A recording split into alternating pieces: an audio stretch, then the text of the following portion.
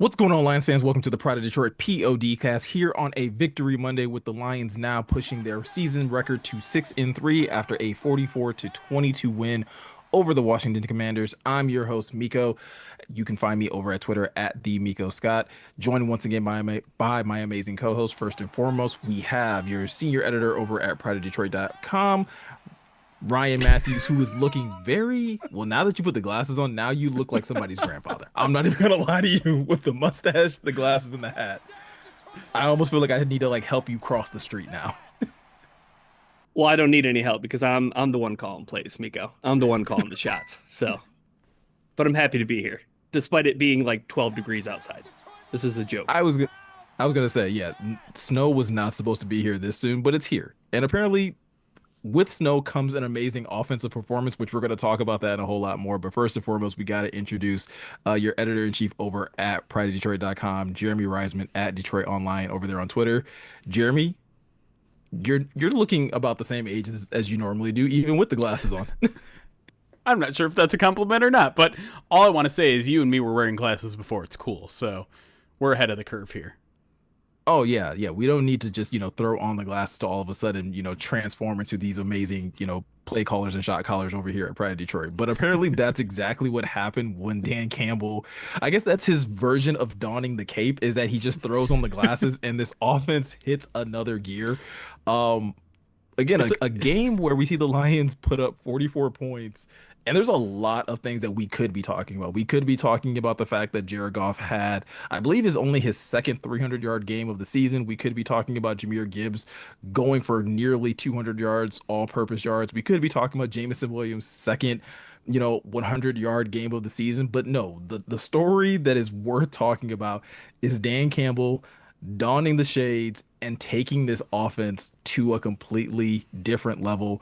546 total yards on the day. Like I said, 44 points on the day. This offense, Jeremy, looked very, very familiar to what it looked like last year and the years prior under Ben Johnson. I gotta ask, is this just a mirage? Is this the new norm? Like, are we kind of turning back the clock a little bit? What is your take on Dan Campbell calling plays, this past Sunday? First of all, I have to shout out someone in the comment who said Ryan looks like Andy Reid, and now I can't unsee it, even though not exactly a flattering comparison. And I was gonna say, do I need to take these off in order above for the us neck, to do? above the neck, you look like Andy Reid. Thank you. Yeah. Just get a cheeseburger and it'll be like the perfect look.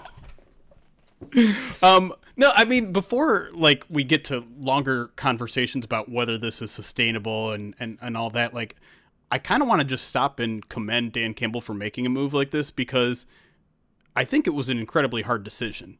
And I know it's easy for us to say, John Morton was terrible. Yeah, this was an obvious decision. This is one of those moves where I don't think you can put the toothpaste back in the tube. And so Dan has to think really long and hard before he makes a decision like this and blow everything up. And I think in these past few weeks, we've been trying to parse how much is John Morton, how much is the offensive line. And I don't think we necessarily have the answer to that yet, but by making a move this early in a season that is so critical, right?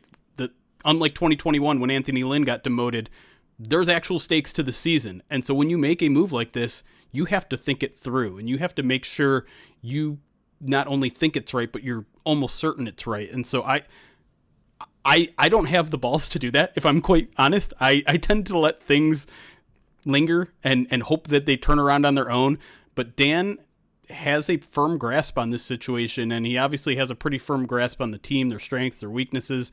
That's why he took over. He felt like he knew this team more than anyone else in that room, and he felt like he could get the players in positions to make the plays that they were going to do. And because of everything you just said, because of J-Mo getting 100 yards, because of Gibbs and the run game getting back on track, because of the offensive line getting back on track, and they're setting a season high for yardage and almost a season high for points, it's hard to deny that all of those things weren't absolutely true. And so I commend Dan for making what was a pretty darn bold move, and we will see in the long term if it was right or wrong, but it was certainly bold. It was certainly a move that has paid off in the short term. And I think it's, again, a good sign of him being a leader, knowing when something has reached its course and having a backup plan ready to go in just in time, right? Because we all kind of felt this impending doom situation of maybe this season is actually somehow falling out of the Lions' hands, even though they were only a half game or whatever behind first place in the NFC North. So that's kind of where I want to start. It's just like, hey, Dan, that was a ballsy move, and it seems like it's probably the right move, and it's certainly a tough decision, and I appreciate Dan making that and doing so in a way that seemed very much handled gracefully. Yeah. We haven't talked to John Morton yet, so we don't exactly know how he's feeling, but that's not an easy conversation to have with someone you respect, someone that you have a long-standing working relationship with. Again, unlike the Anthony Lynn situation, where it's just like, I think you could both look at that situation and be like, it didn't work out. That's fine. Saying this to like a friend, a confidant, I'm demoting you, like that's not an easy conversation to have. No, I don't think so at all. And I think, Ryan, I think the only thing that makes it probably that made this conversation easier is the fact that like Dan has made this decision before and he has had to kind of, have a really tough conversation with someone who is established in the league at doing a particular job and say, hey, it's not that you're doing a bad job. It's just, and to kind of quote Dan directly, like, hey, he knows how he wants the offense to look. From your standpoint, Ryan, like, how much of that is kind of connected to, I don't know, like necessarily like Dan just needing to have too much control, or do you think it really is just like, hey, he let the first 8-9 weeks of the season go and just like, hey, this just isn't working the way I thought it would? Well, I think to the same quote to answer your question, when Dan was talking post game about, let's try something a little different. I know what I want to do. I know how I want to do it. That was the big takeaway, was that Dan Campbell knows his team better than anybody else. And the other quote where he said, you can crawl into my head, but like that's how you really have to understand what's going on, right? Like maybe I see things a little bit differently. Maybe there's a spot here or a spot there where Dan would really rather do something else. And chalk this up to Dan Campbell's intuition. And this is his football intuition speaking. And, a lot of people were really slow to come around to, the aggressiveness on fourth down. Maybe some people still quite aren't there, but it's hard to argue when the Lions throw up 546 yards on offense and 8 yards per play. That Dan Campbell's intuition is guiding the Detroit Lions in the wrong direction. I think you have to trust Dan at his word at this point. I think Dan has earned that level of trust just based on his track record. And, there were a lot of buzzwords maybe in his post-game presser where it was like, again, coming back to intuition, where it's like, well, I just wanted to like change things up a little bit. I wanted to see if, having a different play caller can get us a little bit more rhythm. Words like rhythm and words like changing things up a little bit. It might seem cliche, but it all comes back, Miko, to the point that I'll stand on. And it's just, he said, I just know I have a good feel of our players. I know what we're capable of. I know what they're capable of. Well, clearly they weren't meeting the standard of who he thought they were and what they were capable of in past weeks. And I think, truth be told, if Dan Campbell doesn't make this move in week 10 against the Commanders, I think the Lions probably still win the football game. I think the Lions had more talent than the Commanders. I don't think it would have looked that way. And I think that game, sorry to kind of push forward the idea of momentum, Jeremy, but having this kind of performance against the Commanders going into next week where you play the Philadelphia Eagles, you want this kind of confidence that a game like this is going to build for your football team at this point in the season. And Jeremy, I think the point that you made about there's no going back. I don't see how John Morton all of a sudden starts calling plays for this team after he's been, after he's had those duties taken away from him. But this was arguably the right time to do it if you were going to do it. There was no more waiting around. Yeah, it does feel like it was maybe a little bit of a strategic move to do it against a team that you probably were going to succeed, right? For a lot of those reasons, right? Like, you're not just building your own confidence, you're probably building the confidence in the team around you, saying, okay, look at Dan coming in and leading us to 8 consecutive scoring drives. Look at Dan converting on third down way more than we had in previous situations. Look at Dan dialing up the right fourth down plays. It's not jarring either, right? It's not something Right. new that you're experiencing, against the Packers on Thanksgiving Day, right? Right. Yeah. And yeah, I don't think Morton's coming back as a play caller at any point. I know Dan in his press conference today kind of compared it to Ben Johnson being on the sidelines in 2021, learning as he watched Dan Campbell operate the offense like how he wants it, and then Ben Johnson takes over in 2022 and hits the ground running, and like compares it. Well, now John Morton can sit on the sideline, watch me operate how I want to, and then he said, like, he left the door open. He said, yeah, he could call plays in 2026 or sooner. I think that's just doing his buddy a favor. Let's be honest. I don't think that's a serious option, even though Dan continues to mention the fact that the one thing he doesn't like about play calling is that it pulls him away from other things. It requires him to lose resources in other aspects of the team, and he's going to have to find ways to delegate or, utilize his time better throughout the week. But I think this is the plan going forward in 2025. Whether it's the plan in 2026, I don't think anyone has a good, clear idea at this point. If it continues to go well, I don't see why he shouldn't continue doing what he's doing. But I think there's also clearly a desire for him to maybe oversee everything rather than focus on the offense. And I think that's the one thing, Ryan, that I do find myself asking, right? I think it's so easy to look at Sunday's performance and be like, oh, Dan absolutely should be doing this, for the foreseeable future going forward. But are we sure that Dan Campbell just taking on this additional responsibility of calling plays on game day is better for the Lions, as a whole? Or is it potentially opening a door to some additional issues that could happen, down the line, whether it be not being able to be as involved with the defensive side of the football, or not being able to, be as involved with certain position groups or things like that? Is this strictly are you viewing this strictly as like a net positive, or is there possibly some actual, negative consequences that could come from this? I don't think any negative consequences that would outweigh a play caller doing what they did on Sunday. He was 1 for 2 on challenges. That's a normal Dan Campbell day. Right. So, I think you kind of saw that in real time as things were happening, where it's like, oh, Dan Campbell's got the play call sheet, he's got his readers on, but at the same time, like, somebody's behind him, like, yeah, you should probably challenge that. And maybe it pulls him in various ways. I do think that at the end of the day, Dan does want to be an overseer. I don't think Dan wants to be the play caller. I think Dan wants somebody in that place to make those calls. They just don't have that guy. Dan Campbell's that guy. And I think that's fine for this team, Miko, in the short term. I think that any possible negatives are outweighed with obviously the benefits. Yeah. Yeah. Go ahead, Jeremy. No, I was going to say, like, the only drawback is, if you think John Morton can be that guy in the long term, now he's not getting the reps, right?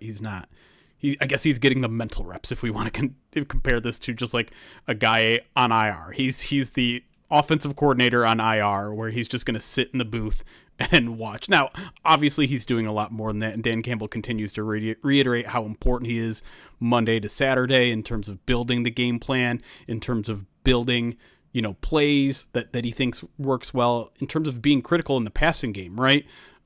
He's still a critical guy in this building, and Dan has tried to make it clear that he's very much valued in a way that maybe, and I'm not trying to spit on this guy's quote unquote grave, but like in a way that Anthony Lynn wasn't, right? And it seems like he legitimately wants to keep John Morton around and maybe even continue to be the offensive coordinator just without the play calling duties, which is, that's far from uncommon in the NFL, right? Might not be what John Morton wanted when he got here. But it's not, I don't think people are going to be knocking down the door of John Morton to offer him offensive coordinator jobs where he's the play caller. So this might just be the best situation that he's gotten. He's local and he does like Dan Campbell, or at least he did a week ago. Maybe that has changed. I don't know. So, it's a, as long as the results are still there, I think this is an operation that can work as it currently stands. Yeah, and Jeremy, Go ahead, go Miko. ahead, Brian. Oh, I was just gonna say, I was gonna ask, and maybe you can clarify, because maybe I'm misremembering this. I do feel like with the Anthony Lynn situation, there were at least like tremors of like, hey, like him and A Lynn weren't quite seeing eye to eye Yeah. even prior to the change. And I don't think that's the same situation that we're seeing here with John Morton. So I do think, to your point about maybe there is a situation where John Morton sticks around and maybe he never actually gets play calling responsibilities, but because Dan values his input when it comes down to, like he even pointed out today in his press conference, like specifically with the passing game and what he does there, that maybe there is a path for him to stay just because there's not any tension, or at least there wasn't prior to yesterday. I think there's at least a little bit of question though. Like, is there tension with John Morton in the locker room because of like everything that happened last week with his presser, where he seemed to kind of be blaming the offensive line, and the offensive line was like, "No, it was kind of scheme. We weren't getting our butts handed to us." And I'm not suggesting that I know anything, but it just, I don't know. Knowing what we know now, I can kind of look back on that John Morton press conference and look at it a little bit differently, because at that point he knew he wasn't going to be calling plays, and it makes me wonder if maybe he was just in a bad mood or whatever. Like, I don't know. It still remains weird to me, and I do get at least a little, like a tiny bit of smoke that there might be a little bit of mistrust or something. Just like friction maybe is the best word for it between the players and John Morton. But again, this is just like, this is a gut feeling. This isn't, I don't have a ton of evidence other than just the conflicting quotes from last week. But either way, I think you can still, again, operate as John Morton, kind of in the senior offensive assistant role that he had 3 years ago, where it's just like, he's the guy that's working behind the scenes tirelessly Monday through Saturday. Give him whatever label he wants, whether it's offensive coordinator, pass game coordinator, whatever, and then just have Dan running the show. And on Sundays, I think that can work. It's just a matter of whether Dan wants it and whether John wants it too. Yeah, the only thing I also wanted to add is I found it very revealing without reading too much into things, but to hear him comment about how, the passing game is John Morton's bread and butter. The Lions had their best rushing effort, like on a down-to-down basis against the Washington Commanders, against a run defense that, I mean, isn't too shabby. Now, Deron Payne got ejected for sucker punching on Monterey St. Brown, which we'll talk about later, but that certainly wasn't a defense that was a sieve by any means against the run. And the Lions moved that line of scrimmage in a way that line of scrimmage was not moving a week ago against the Minnesota Vikings. So, and while Payne was in the game too, like they were running the ball pretty darn well while he was still there.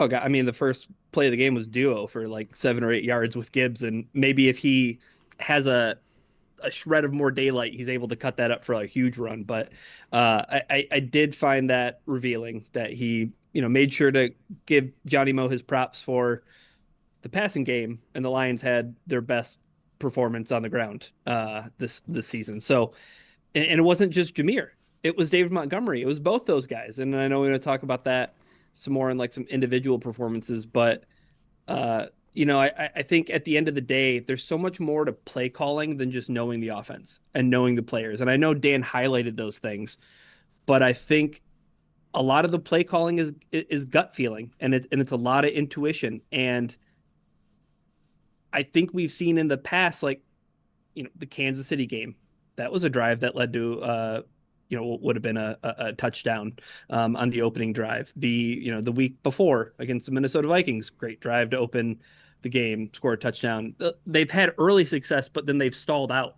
And I wonder if Dan Campbell was just like, you know what, I think I know my team a little bit more, and I know what will lead them to building some continuity and some consistency, and that's so important as a play caller.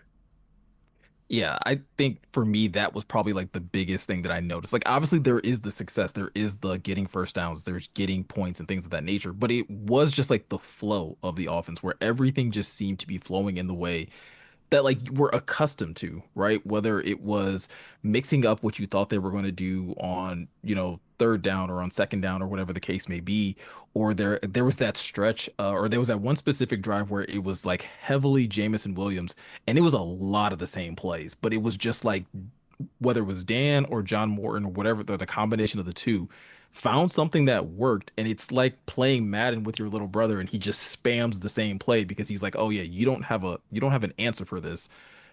That's the types of things that like maybe, like you're saying, Ryan, it's a little more nuanced, but it does require a certain level of intuition and feel that Dan probably brings to this specific role that John Morton just hasn't developed, or and maybe he'll never develop, but it's something that Dan seemed to have be able to kind of grasp and exploit this past Sunday. I did a little research into some numbers because I think the question now, as we enter Tuesday is going to be like, okay, but what did Dan Campbell do? He became the play caller. What did he actually do to create these tangible results? And there are some answers that don't give us an answer, and there's some stats that do give us an answer. So like play action went from, for the season they're at 30.3%, which is actually the third most in the NFL. In this game they cranked it up to 51.4%. So 21% increase. Now, on one end you're like, wow, that's a lot more play action. On the other hand, you got into favorable down and distances all day, which is something that the Lions had struggled to do in the past. Their efficiency on first and second down went from 6.0 yards per play to 7.9 yards per play, which is a huge jump, even though they were 6.0 is actually second in the league. So they're getting more first downs on first and second downs. They're getting into better down and distances. So the rise in play action can be more, I think, explained by just like early down efficiency because you're getting into good down and distances. The one thing I found that seemed different was personnel choices, because the Lions like 12 personnel. They've always liked 12 personnel. They're always amongst top 10 and 12 personnel. They faced only a stacked box in the running game 6.1% of the time against the Commanders. Now, some of that is the Commanders making a weird choice because the Lions faced a stacked box 31.2% of the time this season, which I believe is a top 5 number. So why the 25% decrease in this game? Because Khalif Raymond set a career high in snaps in this game in 38, because Isaac Toslaw played 20 snaps in this game. The Lions went 3 wide a lot in this game, and that's a big change because, as Brett Whitefield pointed out on Pride of Detroit Direct, in obvious passing downs, the Lions love 12 personnel, and that's not a passing formation. That's not utilizing your best players in your best position. Dan really leaned into that third wide receiver position, which is something I was clamoring for the team to do because Khalif Raymond is talented, because Isaac Toslaw is talented, and lo and behold, Khalif has, a career day for him, or I should say a season high day for him. And the Lions get the pass game going. They didn't pass more on first down. They didn't pass more on second and long. Or they didn't, yeah. Like, two things that I thought they should adjust to, but those numbers were almost exactly consistent with previous weeks. It feels like the biggest change they made was just formation-based. Let's spread it out a little bit more. Let's get our third wide receiver going. Let's get our second wide receiver going. And that too. It's let's get JMO going. Let's get both Jameer and David kind of an even split, and not where it's like, okay, we're just going to put David in at the end of the game or for this second drive. It felt like it was truly not even series to series, but more like down to down. We didn't know which running back was going to be in there, and that seemed to help with some of the flow as well. Yeah, that adds to more unpredictability. And I can't remember if we were talking about it on the podcast, Jeremy, or if we were talking about it on First Bite, but we talked about how the Lions offense was missing those bonus plays from guys who aren't their guys. But before this game, going into the Commander series, I added up all the targets and all the rushing attempts.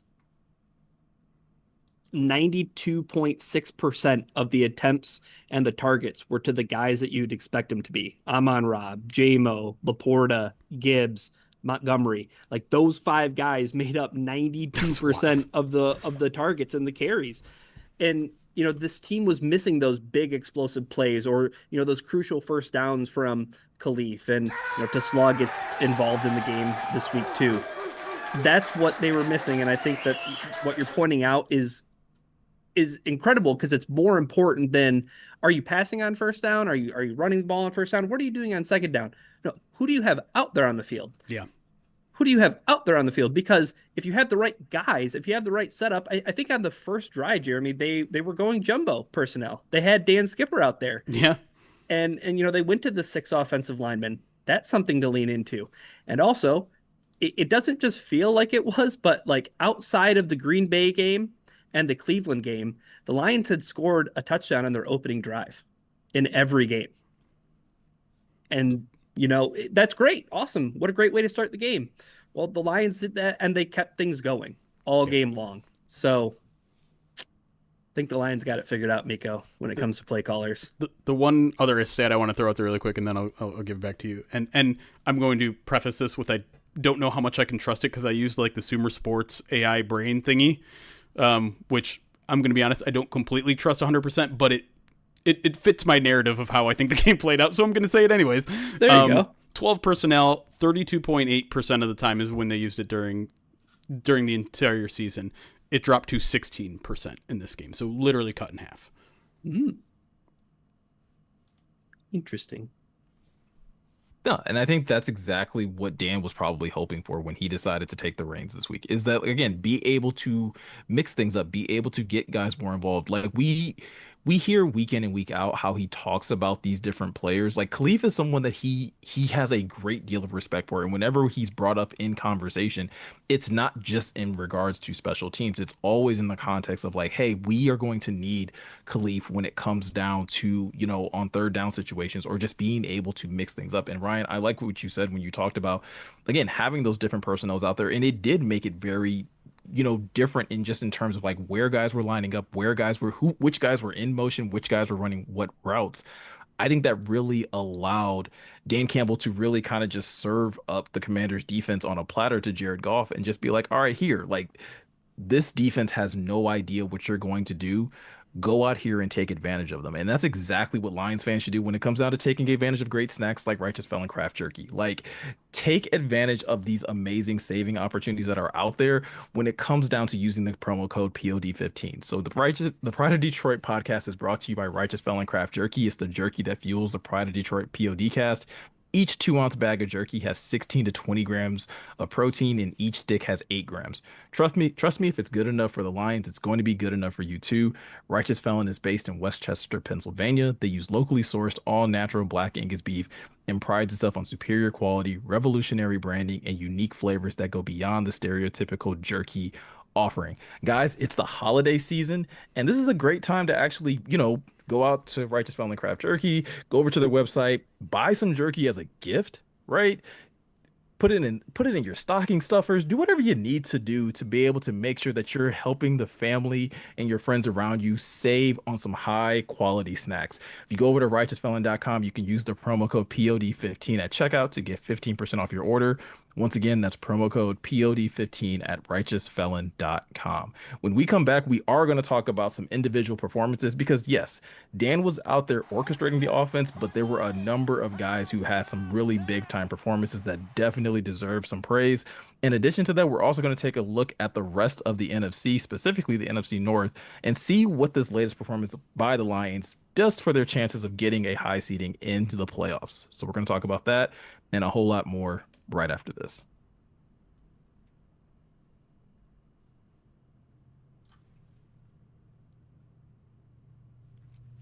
Some high scores there, Miko. Outside of Soulful Break, which is the Soulful Break and LJ, which are 2 Russian judges by all that I can tell. 2 Eastern European judges. Okay, yeah. Is that the politically correct way to say it? Well, I didn't know if you had 2 Russian judges on the same scores table, so I want to just lump them over there. Quirky, are you just noticing this now? Yeah, Quirky. Jeremy determined that he's J. Jonah Jameson. Yeah. I didn't know if I was going to say this on the podcast or not. I didn't. I specifically Well, I did not for tweet you, it. so. Well, yeah, you broke the rule of Slack. Congratulations. Well, but yeah, I was literally looking in the mirror and I'm like, who do I look like? I'm like, oh my God. I look like the freaking guy who runs the newspaper in Spider-Man. Of course, I didn't know his name because superheroes are silly. guy just watched a whole season of Peacemaker, so don't let him fool you. I was gonna say I watched 2 amazing. seasons.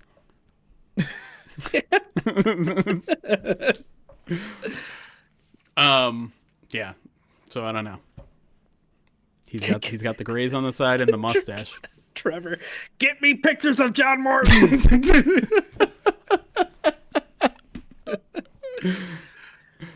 I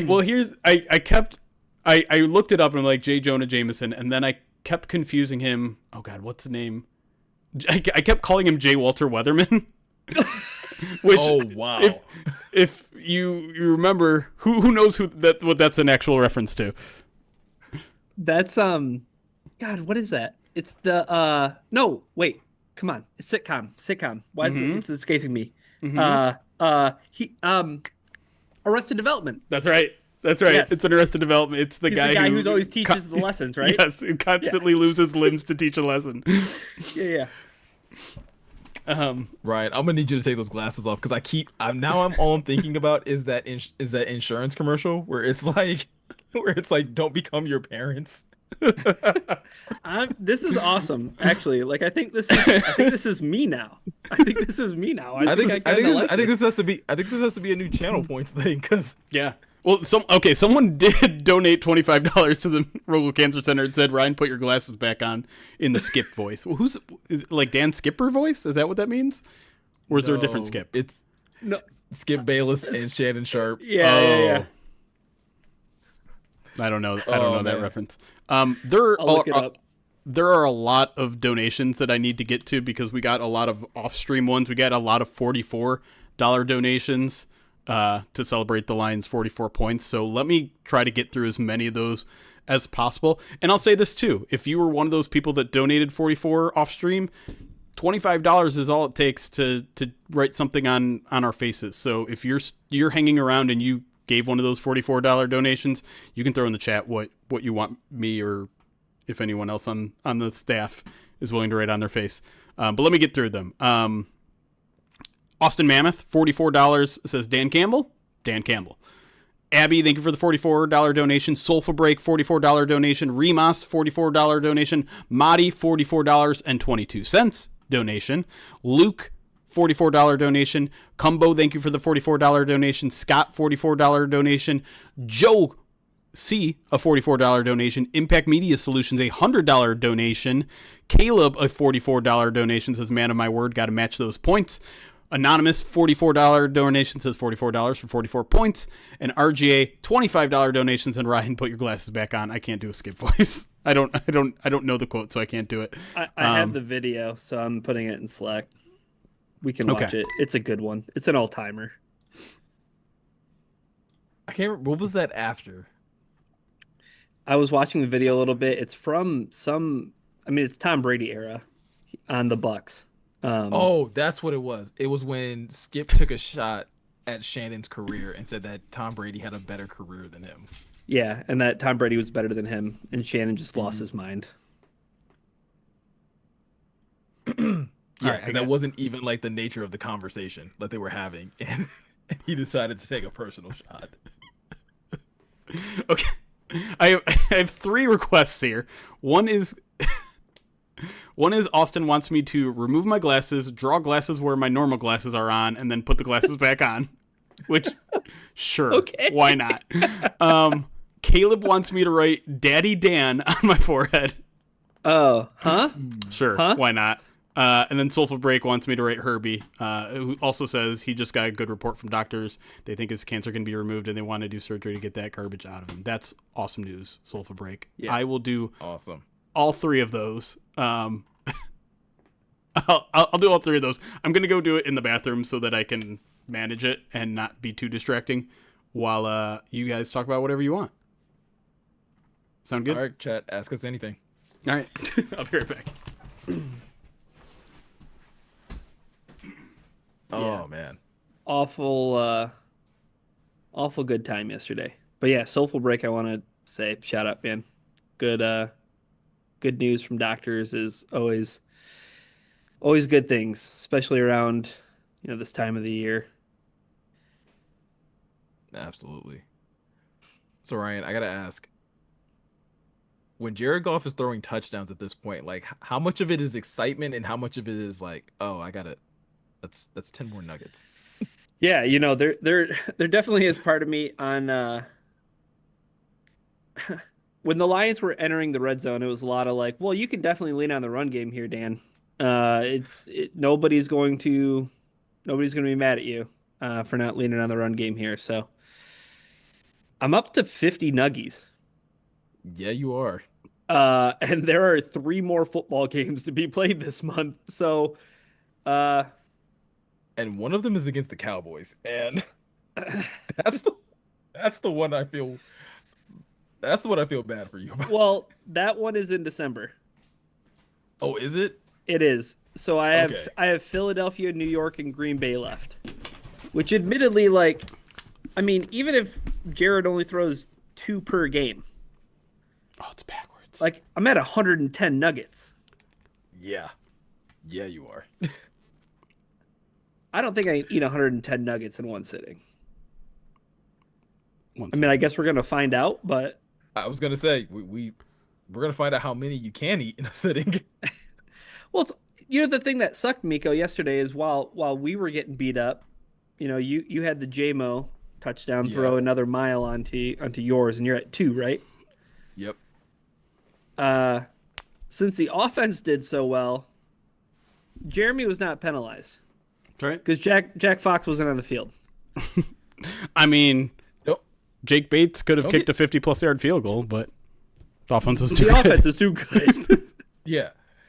Don't get too happy. All right, they still got to play Green Bay and they still have to play the Eagles. Like they're They're those not could- punting those could anymore. wreck. They're not punting anymore, Miko. Dan's calling the shots. Daddy Dan's in town. Oh, God. I need someone to help me get a note to Dan, like, hey, Jack Fox needs to at least punt twice a game. Just inexplicably, like on Yeah. second down when there's 12 seconds left on the clock at half, Dan just runs out Jack Fox to punt on second down. Yeah. That's a Perfect. terrible idea. You guys Like, just you don't want have to go- you want the Lions to not succeed out of spite for me. I don't know what you're talking about. Special teams is a crucial part of the game. On Okay? second down? Well, yeah, when you're up 63-0, because Hey, I would be all in favor of Jack Fox punting inside the 10-yard line, right? No, it just has 20. to be pinned inside the 20. Pinned inside the 20. I'm all in favor. Does pinning inside the 20 count as a ball that gets muffed? And then the Lions offense takes over and then runs the football for Yes, a it does. touchdown? What? yes, it does. It still got Wait. punted into the 20. Okay, you're saying it gets muffed inside the 20. Sure. We can count Gets that. muffed I mean, inside the 20. Yeah, yeah, and the sure. Lions get the ball and then they run it yeah, twice and they end Okay. up in the end zone. Yeah, As long sure. as Jared Goff isn't doing this. I was Yeah, excited Jamal's that not Kyle doing Allen. this. I was excited, Miko, that Kyle Allen was in the Wait, game. should a Kyle Allen touchdown pass remove one Jared Goff? Yes. No. Yes, it No, should. it should. Yes, it No, it should. should. Yes, I mean, it should. it's not going to happen, but How do you I know? was saying, if that's the case, if that's the Giants. case, if that's the case, we're taking away any rushing touchdown JMO has. nope, they count double. Okay, yeah, Chad has spoken. Kyle Allen's counting double? Yep.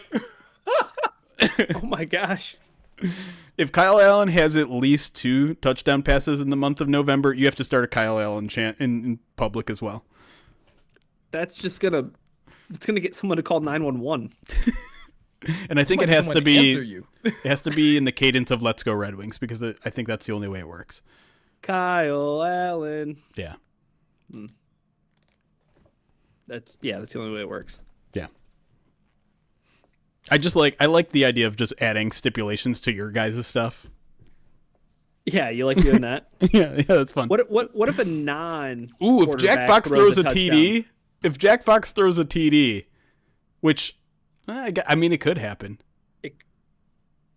Yeah, You know what? I'll add to it. If Jack Fox completes a pass, we'll count that. Okay. If Jack Fox throws a touchdown, 50. I'll throw 50. I was gonna say it has to be something huge. Yeah. Yeah. I love that. To be clear, the first one, when we're adding Ted, Jack Fox has to convert a fourth down. He can't throw it and come up short. That's not a punishment. That's just adding insult to injury. Yeah. Someone clip this and send it to Dave Fit. Absolutely not. And I know we're not gonna. I figure. Go ahead. Lions Blood 20 just donated $25 and wants me to write Jack Fox's side piece on my face. God. I'm debating whether I'm going to whether veto that one. Can I just do like Jack Fox #1 fan? Can we not make it weird? Daddy Dan was kind of weird. It's a little weird. Say, I think we're already there. I think we already got there. I was gonna say, since we probably won't talk about special teams on the second part of the podcast, but maybe we would talk about this from like a coaching standpoint. Just like knowing the rules. Like I'm watching Jake Bates like boot a ball, to the 20 out of bounds, and I'm like, what? I freaked out for a second for sure. Immediately, I was like, oh, Jeremy's gonna have a field day. The article already started writing itself. Dan fixes offense, but what the hell is happening to the Lions special teams? And then they were explaining it, and I was like, this doesn't make sense. Like, their explanation did not make sense. I had to read rules, and I was like, okay, this makes sense. That feels like something I should probably write up, because I'm sure there are a bunch of people that still don't really understand. The rule doesn't make sense to me at all. Like, it doesn't. I was explaining it to my dad. I was like, this doesn't make sense. And he's like, yeah. He's like, why do they keep adding all these rules to the kickoff? Right.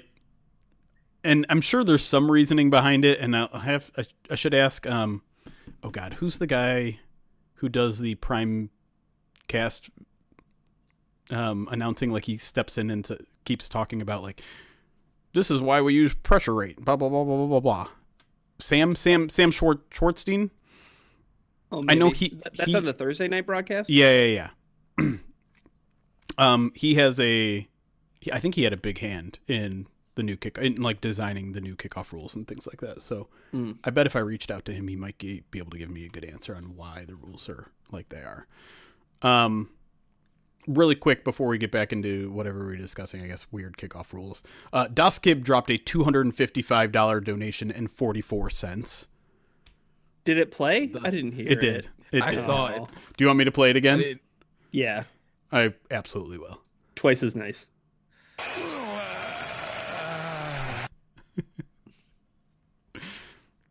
There it is.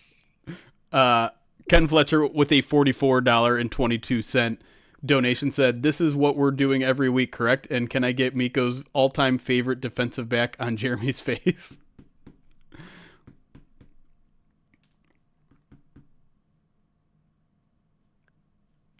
Is that all-time?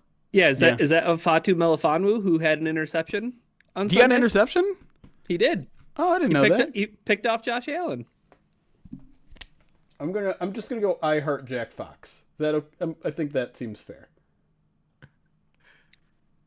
And then you tell me which DB you want written on my face. I mean, are we talking about like my actual favorite all-time DB? I don't see why not. If so, that's Ed Reed. Okay. Nice and short. I like it. Deron Payne's 1-game suspension was upheld upon appeal. Already? It was announced today. I was gonna say, he appealed. They were like, absolutely not. Hey, guys, I shouldn't be suspended for a game because I sucker punched a player. I guess maybe they had no. expedited since they're playing in Spain. Maybe like whether or not he's I mean they leave they have to leave early, right? Mm-hmm. Yeah. Was he like not going to go to Spain now? Like I feel like he would still travel with. No, you can't be with the team during a suspension. You have to leave the building. But like you can still go to Spain. I mean, you can sit in the stadium probably. Like if you want to. Dude, all he needs is just a pair of these. He's like, I'm not Duran Payne anymore. Now I'm a computer tech. Let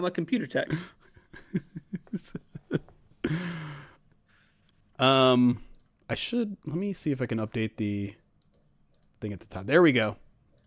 We're updated at the top. We are only 45 and change away from $5,000 donated to the University of Michigan Rogel Cancer Center, which makes us hit our first goal, which is everything you guys were just talking about. The special teams hurting me, Jared Goff passing touchdowns hurting you, Ryan, and the JMO touchdowns hurting Miko. And it's been an eventful 2 games so far in Movember. Yeah, I've never been rooting for the running game to be used near the goal line more than I have ever. Dave Montgomery just your favorite player now? Yes. You're just hoping every play stopped at the 1? Yes. I was very encouraged. Like even on the JMO touchdown, Miko, I was like, why isn't a commander tackling him? Like they have opportunities, they're just not getting them. I think it was by like the second or third reception. I was like, oh, he's getting in the end zone. Like they're gonna make sure JMO gets in the end zone. And did you see? I know some people talked about it, but before that JMO touchdown, Dan Campbell's reaction to calling that play. Yeah, I think people are maybe reading a little bit too much into that moment, but I don't know. They might be, but he seems pretty pumped. Like he seems pretty pumped. I want to see that. I want to watch it again. I don't want to play it on stream because I don't know. Yesterday we played like 1 second of the all 22, and immediately YouTube was like, "Hey, you got to remove that or you're demonetized." So like, we're kind of done playing clips on the POD cast. I think it's really stupid. Yeah, the NFL and YouTube are kind of going through it, huh? Yeah, they sure are. So I'll because I don't know. It almost looked exasperated to me when I first saw the clip, but maybe I read it wrong. Okay, so in real time watching the game, I'm like, Dan's like, it looks like he's pissed about something. Right, he's freaking out. That's how I read it. But when I watched it a second time, it wasn't. I could tell it was like excitement. Like, and maybe it's like I knew what was going to happen in the play, but I think it didn't take like hindsight bias. Like watching it a second time, like maybe in the first time, like in the moment, I'm like, oh, like Dan's calling plays and maybe like the headset cut out or something like that. Because like, I think they were kind of running up against the play clock a little bit. I think they were, but I wonder how much a delay there is between the shot of Dan and like the actual play clock and stuff. But you guys want to talk about the broadcast? No. Listen, man. Are we going to tiptoe around certain topics?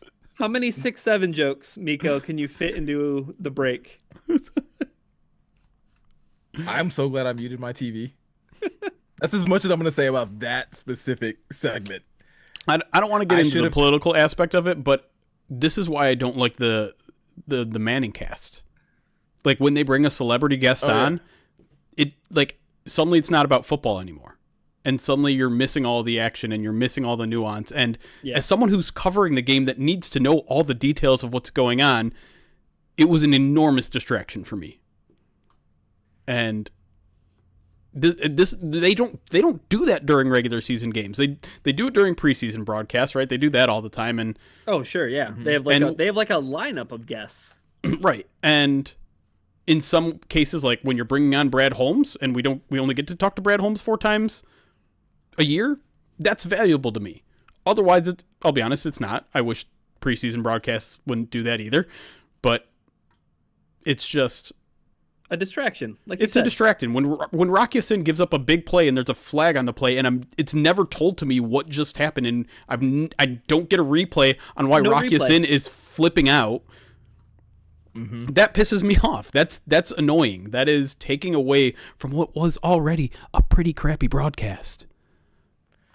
I was gonna say that's the part where I should have probably just muted my TV for the entire game because listen, man, I'm Jonathan Vilma has had a fantastic NFL career.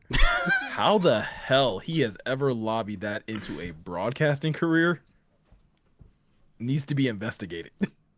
I will say, I like the sound of his voice. He's well spoken. It's just he screws up a lot. Like that's the Yeah. problem. Is that like he misidentifies people? He absolutely, Miko. I don't know if you noticed this. He would not shut up about the right side of the Lions' offensive line for 3 drives. Yeah. Once Panay went out, Well, the Lions were getting 5, 6, 7 yards a carry when Panay was in there on the right side, but when he comes out, all the Lions are 2 and 3 now, 2 and 3 yards. It's like okay. It's like, oh, Yeah. Panay Sewell's back in there. They're running the football again. I'm like, oh, all right, okay. Jonathan Vilma to me is like the guy who, like you said, right, is well spoken, probably like pretty knowledgeable on most things, but has seriously finessed his way into a job that he's like doing like, because it's like, how many weeks are you just going to continue to mix up players, coaches? Like, how does this happen every week? Deion Branch hasn't played football in. Yeah, as Mr. Broker pointed out, and I pointed this out on Twitter, and maybe I was just already like super pissed off at the broadcast enough where just like anything was going to set me off. But the whole story that he told about Jahmyr Gibbs not knowing how to run between the tackles, and then the Lions bring in David Montgomery, and suddenly he knew how to run between the tackles. I'm like, that is not what the book on Jahmyr Gibbs was at all. That was the one thing that the Lions, from the moment they drafted him, were like, people think this guy is just a guy that breaks it to the outside and utilizes speed. The reason we like him is because he actually runs between the tackles too, and he runs with authority, and he runs with a physicality. And did he learn some things from David Montgomery? I mean, yeah, probably. Inevitably. But Montgomery had been in the league, right? The way he told the story is like, no, look at this poor guy who just utilizes his speed on the outside, and then good old David Montgomery told him how to be physical. It's like, that's just not a accurate retelling of how things happened. Again, tell me that you just didn't watch any of Ja's tape from Alabama or Georgia Tech. Like, I'm not even gonna say just Alabama. Like from either of those two schools where he is running plays in either A or B gap, and you're just like, yeah, nope, no. David Montgomery taught him how to do that. Yeah, very, very silly. All right, I think we got all of our Fox broadcast is terrible out of us. I mean, it's still funny that like they barely got any of the fight that happened. They didn't get any of the scuffle that apparently started everything a few plays before people started getting flagged and thrown out. Yeah. I did wonder, because it was weird. Like after probably about 15, 20 seconds, like the beats to the different like shots during a broadcast, and like when it just kept flipping back and forth between like the sidelines, and then eventually it cut to Amon-Ra like jawing at somebody. Right. You're like, what did we just miss? We clearly just missed something.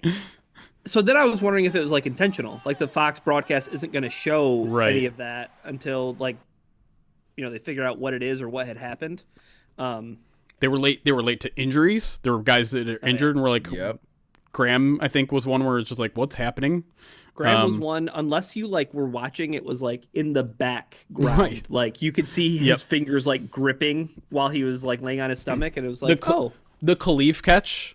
They didn't give us a replay before they went to. They gave us one replay of not being able to see the football. The worst one, yeah. But that's what this is again why I love the NBC Sunday Night Football broadcast is when you see a player get up and is losing his mind saying, I caught it. A good coordinator or whatever, I don't know what you call it, director, maybe producer of the show immediately goes, well, let's go see what he's freaking out about. Let's go play that replay and let's go. And they know what angles are going to work, right? They know which camera to cut to. And instead they cut to one where we don't see the football, and then they immediately go to commercial, and it's just like there was so much time too before they went to commercial where Khalif is freaking out, and it's just like I literally I'm usually very quiet during broadcasts, and I know my roommate doesn't believe me. I screamed. I'm like, show me a replay! And then they finally did, and it was the wrong one. And I'm like, Jesus Christ, this broadcast. I feel like we talked about it during the Chiefs game and like the aftermath that happened with Branch and Juju, but seeing as it was a Fox game on a Sunday, like, the Sunday night broadcast, they can devote more resources to that. They can devote more resources to Thursday night football, which I think Thursday night football kind of blows it out of the park. Like, I love their presentation. I think they're awesome, but yeah, it was like, not only did the Lions get Fox's, I don't know, C team, D team, I don't know, on the call, but that's what I mean. Like, I don't know. They should. I mean, should Mark Sanchez be working again? I don't know. Like, they might be that desperate. Monsieur was at the game. He texted me. Yeah. Former POD alum. Sure. He sent me maybe the funniest text. Yeah. That, like, Can you say it on the podcast? I was gonna say, can you allowed to say it? Or... that if the Lions offense was going to keep doing that to the Commanders defense, that Trump was going to call him the National Guard.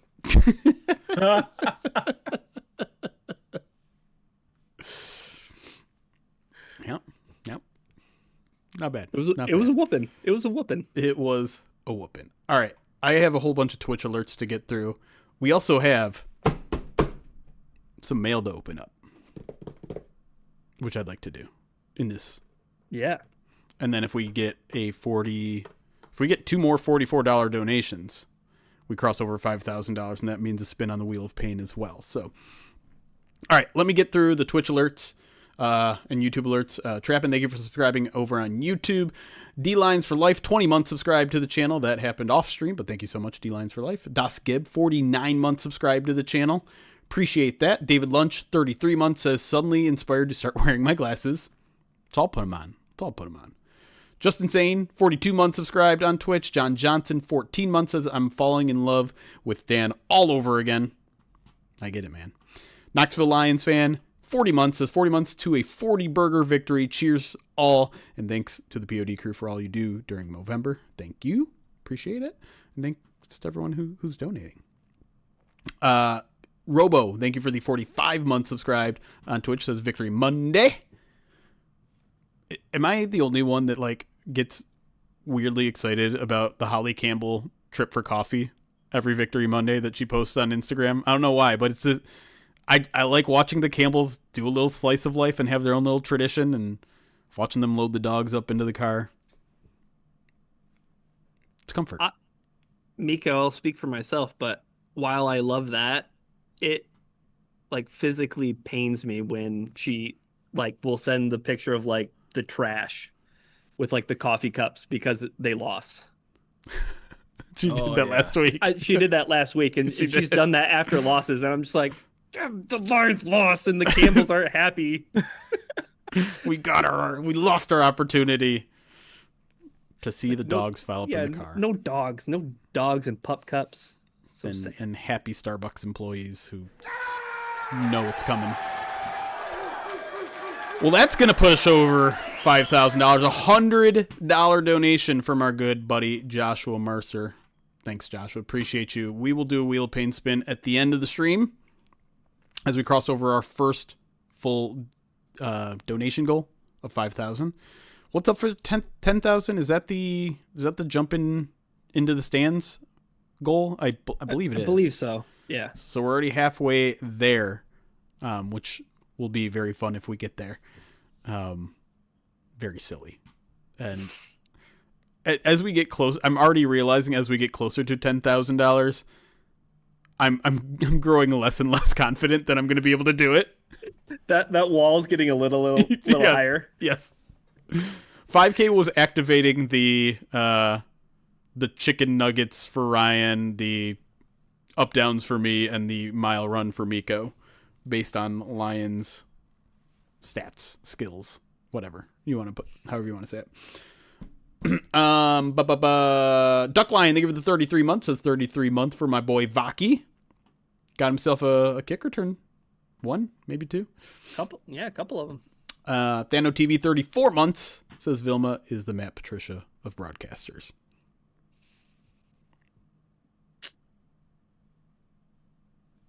That's harsh. But accurate. Harsh to Matt Patricia?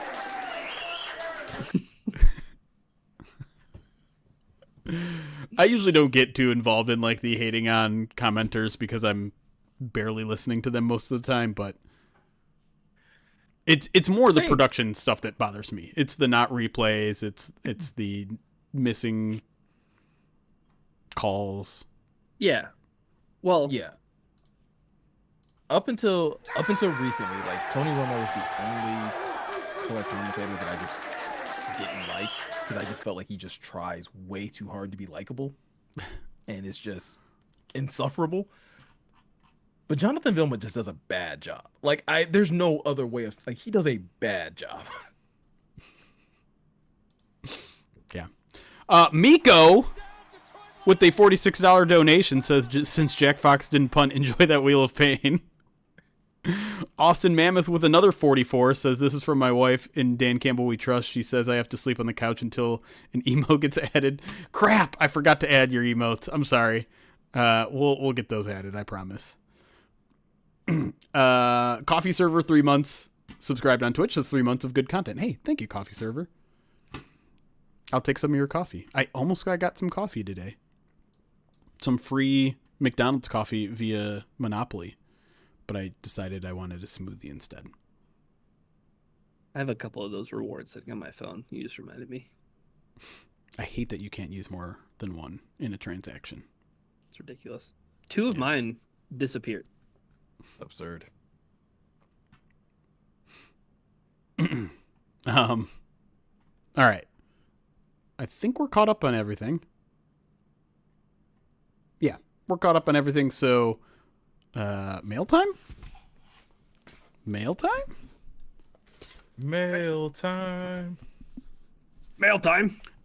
Now, I'm not sure if I got everything. I went to the P.O. box this afternoon, and I know someone was telling me that something was going to get delivered today, and I don't know if that got included, and then I know something is coming next week as well.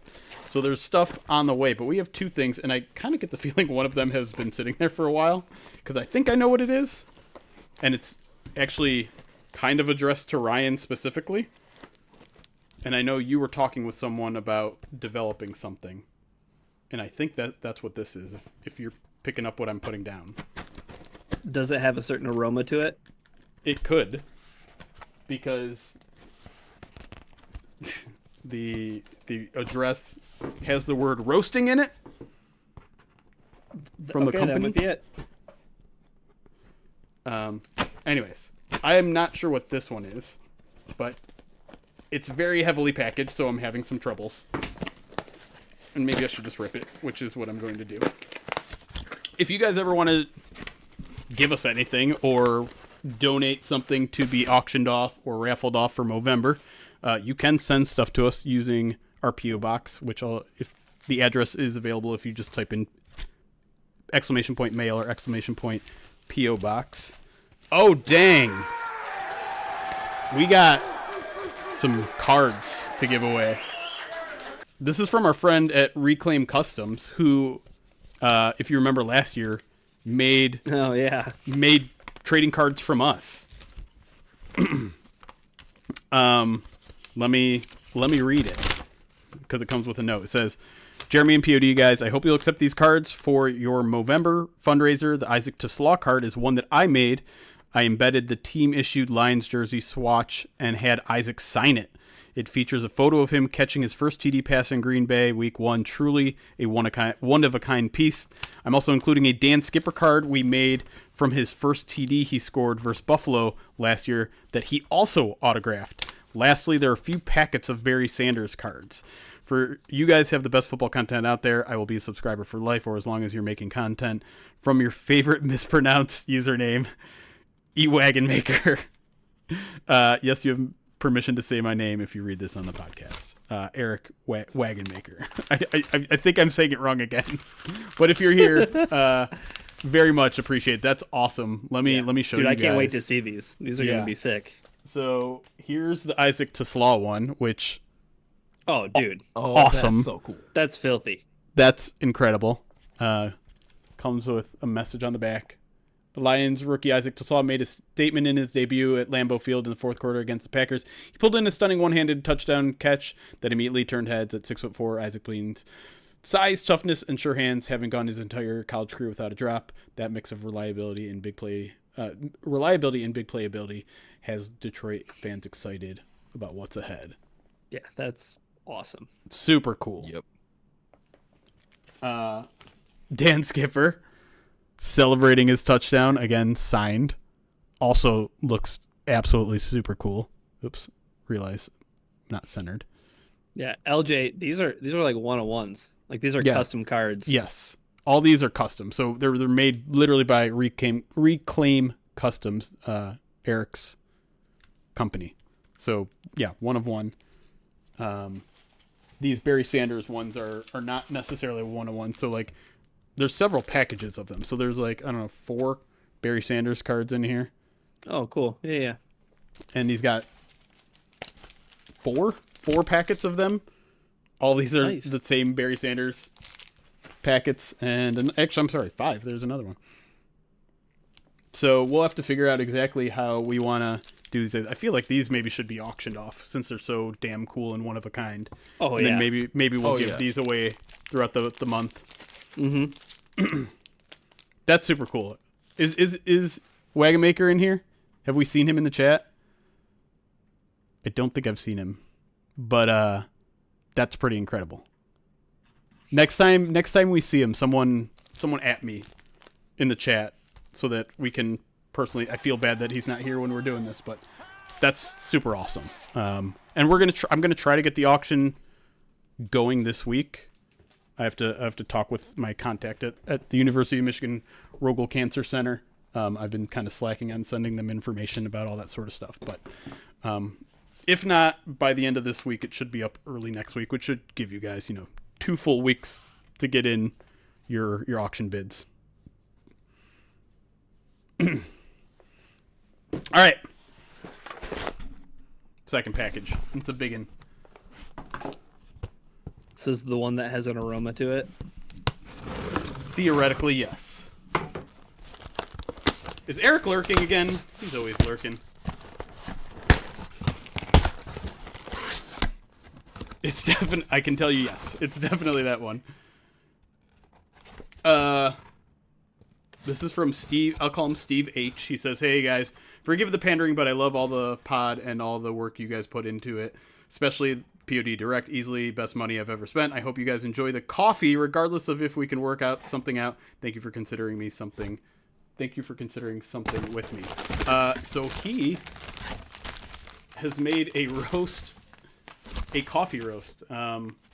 Roasting Labs Coffee is the name of his brand, and he's been talking about developing like a Pride of Detroit flavor. Is that what we call it? Flavor? Yeah, Roast? I think so. Yeah, roast. Oh, yeah. that'd be so cool. Yeah.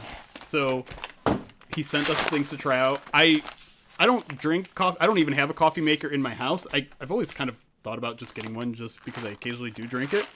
But I think at some point I'll pass at least one of these along to you, Ryan. And Miko, do you drink coffee? I do, but I don't have like a coffee maker for coffee beans. Yeah. Like these are beans. I can tell these ones are pre-grinded. Do yourselves a this one. favor, guys. A French press to treat yourself on the weekend when you can move a little slower. Yeah, French press coffee's good. I mean, if we end up getting a Pride of Detroit flavor, I will absolutely go out and get one. Okay. Yeah. Yeah. I mean, we're definitely going to consider it. And in the meantime, like just because Steve sent us free stuff, I have no problem hawking his stuff. So it's backwards, but it says Roasting Labs Coffee. Labs is in Labrador because coffee dog. I can tell you it smells amazing. It's Arabica coffee, if that matters to people. I'm sure it does. I was gonna ask, like, is there a specific like? This one is the right word. light. This one is light roast. which says it has tasting notes of blueberry, chocolate, strawberry. This one is a medium roast with heavy body of chocolate and caramel. Mm-hmm. Okay. See, chocolate and caramel. I might need to try that. I don't know how I'm gonna make it, but I want to try that. Other things we're giving thanks away. for sending those. Yeah, thank you. Appreciate it, Steve. And we'll continue to be in talks about how to develop that. I don't even know what you need from us, but I'm definitely down to support some local businesses. Yeah, Lion's Blood. I have his I have the website, and I'll put it in chat. Oh yeah, I'm sorry. Roastinglabscoffee.com. So I don't even know if I can technically show this, but we've kind of even exchanged some. Ooh. Can you move that a little bit to your left? Oh, this way. There it is. Pretty cool. I love the blue bag, just blue in general. Yeah. So someone asked about other things we're giving away. I know Morgan has a bunch of swag and he wants to pick out some to give away. I'm going to give away a bunch of stickers. I have like 50 stickers on my desk right now that we'll give away. I think we'll give away a bobblehead or two. We'll probably give away the Amon-Ra bobblehead thing away. And I think there's more, but I can't think of them right now.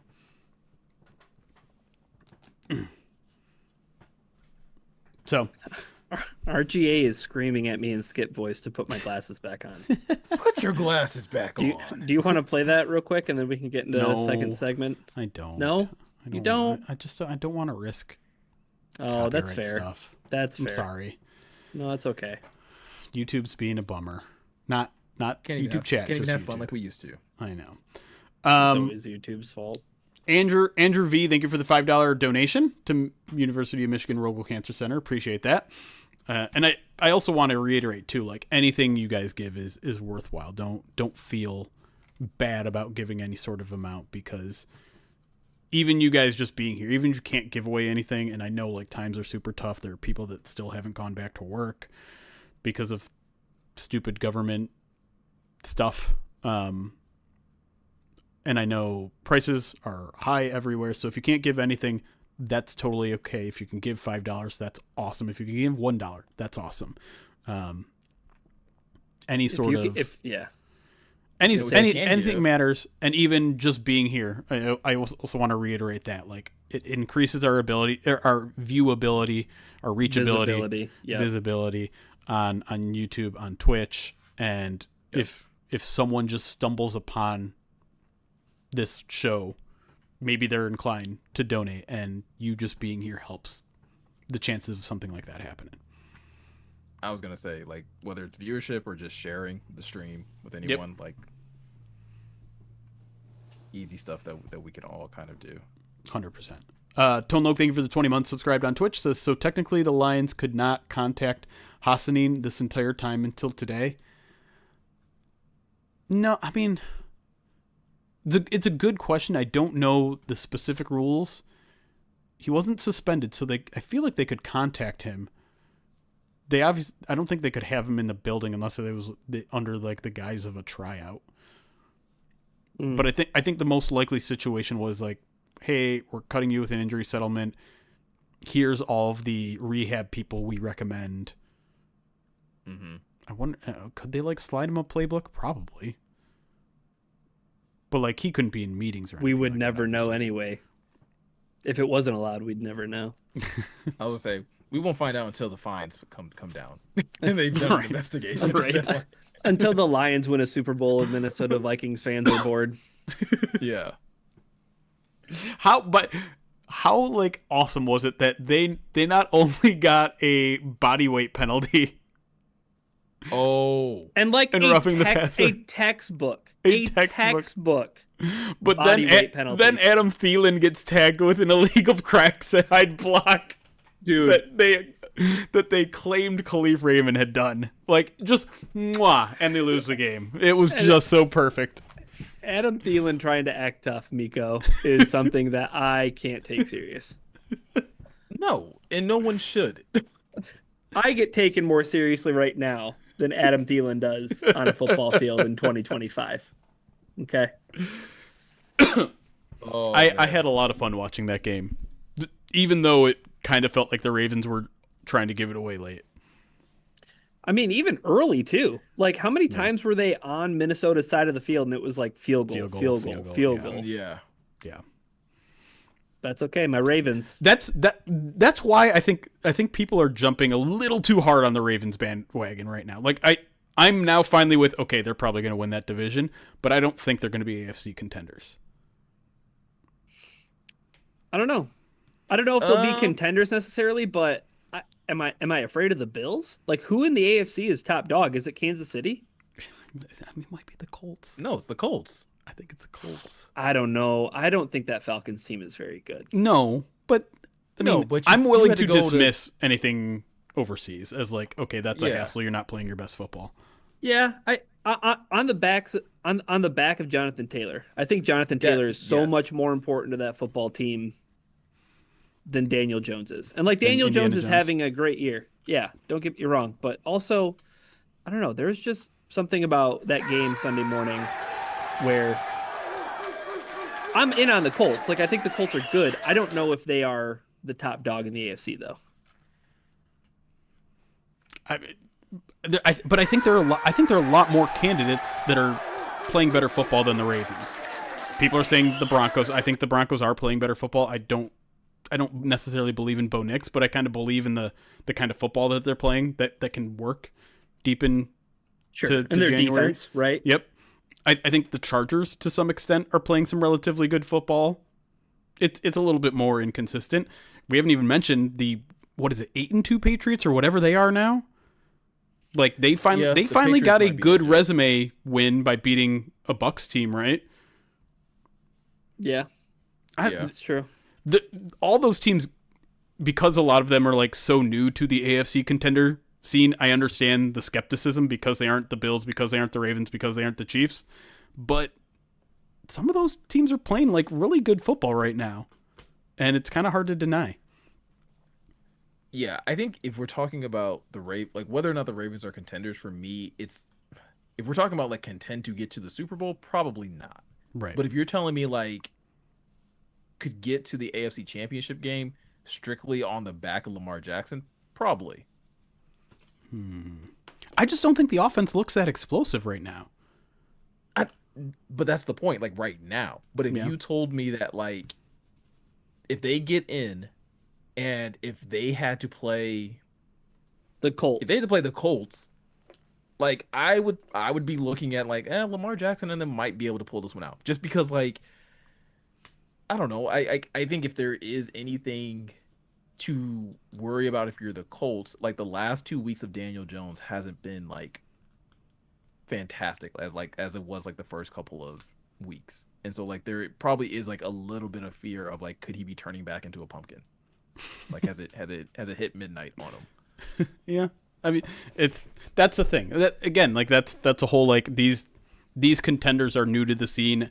We're only 9 weeks into the season, 10 weeks into the season. It is hard to feel. It's hard to feel like you can trust Daniel Jones. It's hard to feel like you can trust the Colts. It's hard to feel like you can trust Bo Nix in, a new situation. Is for the Ravens, do you guys know, is Kyle Van Noy out for the season? I don't know the answer to that question. I don't think so, but I don't know the answer to that question.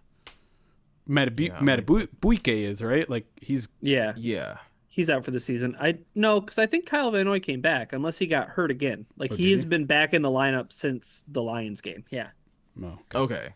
But they did trade for Draymond Jones from the Titans, Yeah. the edge rusher. Yeah. I thought there was some interesting trade stipulation there because it was a conditional pick. I don't know if you guys saw this. But the Titans got a 5th-round pick from the Ravens that belongs to the New York Jets, but it's a conditional pick. And if the Ravens make the playoffs and Jones gets at least 2 sacks, then it becomes a 4th-round pick. Oh, well, one of those things is a definitely weird happening. condition. Yeah, and it's not the 2 sacks thing. Correct. Yeah. No. Because I don't believe in the Steelers, and I don't think anyone should. And Joe no one Burrow else was in back that in division practice. is what? So Joe Burrow was at least in attendance at practice. Nah, I but think today. the Bengals. I don't know. What are the Bengals? 3-5? Their defense. They're 3 and Carbo. 6. Yeah, their defense is so bad. I mean, yeah, but Um, so was the Ravens. Like, the only difference is like the Ravens have guys, but they just don't play well, or they haven't been playing well. Well, they shut down 9 yesterday, so 9 was taken down. I don't know if that I was think that 9 or more Joy. JJ though. I don't know who. I don't know who's responsible for that game. I like though that the broadcast like fully leaned into the 10 crappy quarters and 2 good quarters, which is, Yeah. I mean, it's undeniably true for JJ, but it's also like, I think that just means you're a bad quarterback. Like if you don't, it's not just like, oh wow, like he just needs to tap into what's good for those other 2 quarters. It's like, no, if you're bad for 3 out of 4 quarters, that just means you're a bad quarterback. And you had like one good series because you have what, like 1 or 2 series per quarter. Yeah, congratulations on having a good series. My thing is like this is who he was in college. So like I genuinely don't understand like analysts and commentators that are like, oh no, like he'll get better, and it's like he spent 4 years at Michigan and didn't get better. Like, Well, they didn't let him throw the football in Michigan. you think they would have let him throw if he if he wasn't getting better? I don't know. Jim Harbaugh works in mysterious ways. They still aren't throwing the ball, and they just spend $1 trillion on a quarterback. I know Jim Harbaugh's not there anymore, but All two things. One, I haven't seen Peyton Manning's rookie game log as many times in my life as I have over the past 2 Dude, weeks. it's my favorite move that everyone makes now is when you have a crappy rookie quarterback, compare him to early Peyton Manning. Yeah, Peyton Manning's first Classic season. move. Yeah, They won, what, 3 games? he threw 1 billion interceptions. He threw like 30 interceptions. Yeah. So I didn't know they were doing that with JJ. That's funny. they do it with Peyton, and the other quarterback is Josh Allen. They always do it with Josh Allen. Yep. Like, next in line. Yeah. The exception proves the rule. Yeah, I've seen a lot of those. So that's great. And then the other thing too is if I was a Minnesota beat reporter, I would legitimately ask him like, so was today more 9 or was today more JJ? Like if we're gonna act like children, I'm gonna ask you childish questions. Like if you're gonna say that this is a thing and you're gonna pretend to be a demon, like okay, like let's keep playing. Like who was it? Morgan shared me a tweet about that he's a theater kid, like playing quarterback. I can't tell if this is like old man shaking my fist at the youth today or if JJ really is just an oddball even for the NFL. Because like part of me is like, I don't know, this feels like this is just a little bit of a generational thing where this weird like alternate persona tough guy thing might play. But I feel like in the NFL that most people are going to view that as corny as hell, right? Yeah, but I think he sees like Jackson Dart getting like love for being like Jackson Dart like has Quirky. a personality. Yeah. Yeah. And like I think he's just trying to find a thing. Yeah. And he may be, but like I think to Jeremy's point, in the NFL, the thing should be winning. And I'm not trying to be like, oh, I have my hat on straight because that's the way you should wear it, kind of thing. Right. But what I want to say is like, there isn't a lot of criticism of Caleb Williams over the past like month and a half. Like that stuff kind of got quiet. True. Because I mean, I feel like he locked in a little bit. Yeah. And I'm still not sold on him being a good quarterback. I want to point that out. Like, but I'm just saying that winning cures all. And if you're winning football games, you can get away with the corny stuff that JJ did last week, right? Yes. You knock off the Lions. Oh, 9 is a story. Why is 9 not a story this week when you played like cheeks? Right. Couple of good comments that just made me laugh. Lions Blood 20 says 9 gives me Jackson Mahomes vibes. Yeah, I think that's true. And then Lasermouth, in reference to you, says, "Oh God, he grows out a stash and suddenly he's Ditka." Oh no! Please no. Oh, that's so disrespectful. Gotta get We some got aviators. we got a couple more donations from Andrew V, who asks, "Hey POD crew, I'm a blacksmith knife maker local in Michigan. If I made Lions themed chef knife, is that something you would consider be comfortable having in a giveaway or raffle?" I think the answer is yes. I probably want to double check and just like make sure we're not liable for someone injuring themselves. I'd also just be interested in having some. Right. Like that, no.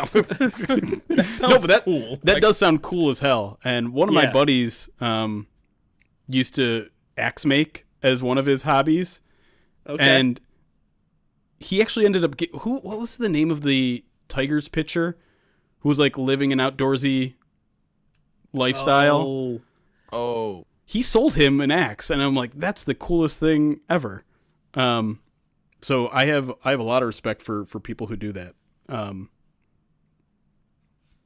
No, it wasn't Danny McClain. no, it was the guy they got from the Blue Jays, Yeah, Daniel Norris. That's who it was. Daniel There it Norris. is. Yeah. Yes. Yep. But yeah, Andrew V, if you are still watching, I'm not sure what your handle is. Reach out to me either via email or Twitter. You can reach my email, prideofdetroitjeremy@gmail.com or at Detroit Online on Twitter. My DMs are still open, and I try to wade through the billions of spam DMs I get every day. I'm to find the I'm real so ones. glad that you shut off the notifications to that one account. Eric told me to stop. I'm I glad didn't you realize did. I set up the alerts through the Pride of Detroit account and not my own. But yeah, everyone who has access to the Pride of Detroit Twitter account was getting updates from the creator of Old TweetDeck, who I needed updates from because I wanted to get back on Old TweetDeck after without Twitter. getting suspended. Yeah. But I'm back on Old TweetDeck, and suspend me, I dare you. Please don't. All right. After that long break, I think it's time to get back into the show. Email's Pride of Detroit Jeremy. So the name as you see it spelled out right here. Pride of Detroit Jeremy @gmail.com. Gmail. All right. We should get back into it, especially if we want time to spin on the Wheel of Pain and get out of here in time for Monday Night Football. oh yeah, it's actually a game worth watching. It's an important one. We root for the Eagles, right? Yes. In this situation. Yes. All right. Lions move into first place in the NFC North if that happens. And then we can Yeah, take care of the no. Eagles next week. Just feel dirty. Yeah. It's fine. I mean, tie would be the funniest of outcomes, but I still prefer a loss. I was gonna say the tie doesn't help us though, right? I think we would be technically tied with the Packers. Like I think That's so weird. 5-2-2 is the same thing as. Wait, no, 5. What are they? 5-1-2. Is that right? I don't know. No, I think they're 5-2-1. 1. Yeah, because they lost to They've already Who, played the 8 Packers? the Browns. Yeah, and so- they lost to the Cowboys. Okay, so right? 5-2-2. 5-2-2 is the same thing Panthers. as 6-3. That's what it is. 5-2-2 is the exact same thing as 6-3. Okay. Wait, no, that's Gotcha. is that the same amount of games? That is okay. My math is making my head explode. Yeah, it's still 9 games. Yeah. Is that Jeremy with a K? Excuse me.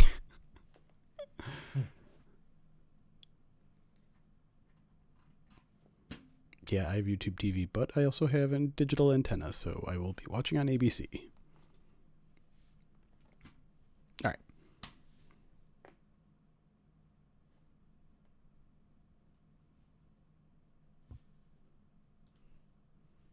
And welcome back to the Pride of Detroit POD cast. Segment 2 here, where we are going to talk individual performances. We talked so much about the offense, guys, but like there are just so many guys that are worth kind of like giving a game ball to, which honestly, if there is a critique that I have from Dan Campbell, is that the fact that he only gave one game ball out. And I feel like way more than one person deserved a game ball after that performance. But Jeremy, if you had the opportunity to give a game ball, who's the first person that you would give one to? I'm going to cheat. I'm sorry. I'm going to cheat and say the offensive line. It was a huge bounce back game, and kind of reading some of the quotes after the game in the locker room, it certainly sounds like the offensive line maybe took some exception to what was being said about them in the previous week, whether it was from fans or analysts or maybe their own offensive coordinator. But it wasn't a perfect day in terms of pass protection. I think 8 quarterback hits is kind of a lot to give up to what is not a great Washington Commanders pass rush. But in terms of the run game, they were, I think, second in yards before contact allowed per rush, which is like 2.6, which is kind of nutty. And when you give these two running backs 2.6 yards before they get touched, they're going to have some explosive plays, and that's exactly what we saw. Over 220 rushing yards, 0 sacks, so maybe a few too many pressures, but 0 sacks ultimately. And doing so with a patchwork offensive line where obviously Coyote Awashika was filling in for Christian Mahogany at left guard. You had to have Dan Skipper come in, play left tackle for a little bit. You had to have Tristan Colon come in and fill in for the last possession of the second quarter. I thought it was much higher than expectation given how poor they did play the previous week, and given how concerned I was about the running game in general. Washington doesn't do a lot of things well, but one thing that they do very well is stopping running in between the tackles. They do have some good players in the middle of those trenches, as we mentioned in the first half. Daron Payne is one of those guys, and even when he was in the game, the Lions seemingly were able to move the line of scrimmage right up the middle and weren't scared to run between the tackles. And so, to me, the offensive line deserves just as much credit, maybe even more, than Dan Campbell in getting the offense finally moving in a way that we're accustomed to seeing. Yeah, I just for some numbers to kind of put a lot of what you said into context, Jeremy. Something that stands out about Washington's box score: no tackles for loss. Yeah. Right, the Lions weren't moving backwards. They were constantly moving the football forward, and that's what happens when you average 8 yards per play. But not a lot of stops. When you have a guy like Bobby Wagner in the middle of that defense, that's another name for why they're able to control the run game between the tackles. Him, Luvu, a lot of those guys, and the Lions did just a fantastic job. I think they only gave up, according to PFF, they only gave up 7 pressures. They only gave up 5 quarterback hits, according to ESPN. So that's about as good as you can be in the NFL on any given week. Poor Tristan Colon, though, his 1.4 pass blocking grade makes me wonder how PFF comes up with their numbers. But we don't need to talk about how giving up 0 pressures, by the way. 0 pressures allowed, 1.9 PFF pass blocking grade. Sure, that makes sense. Yeah, I mean, who what did Tristan Colon do to somebody in the PFF offices? But yeah, the offensive line, Miko, deserves a ton of credit. And when you have the offensive line play as well as they do, I think the big takeaway for me was Gibbs. Yeah, for sure, Gibbs, but also Dave Montgomery, 15 carries, 71 yards. It looked like the old Dave Montgomery. It looked like the Dave Montgomery who, was known for helping sustain those 12, 13, 14 play drives with the kinds of runs that he had. But I mean, Gibbs was a big takeaway. Gibbs had, for all intents and purposes, like that's a like a legacy Jahmyr Gibbs game that I'll remember for quite some time. I mean, 6.6 yards after contact per attempt. I mean, four runs of 10 plus yards. It wasn't just the one explosive that we had been talking about, right, Jeremy? It wasn't just an explosive play here, an explosive play there. It was a lot of success on the ground. I don't know if you have the success numbers pulled up, but it was something like 60-some%, which is way higher than normal.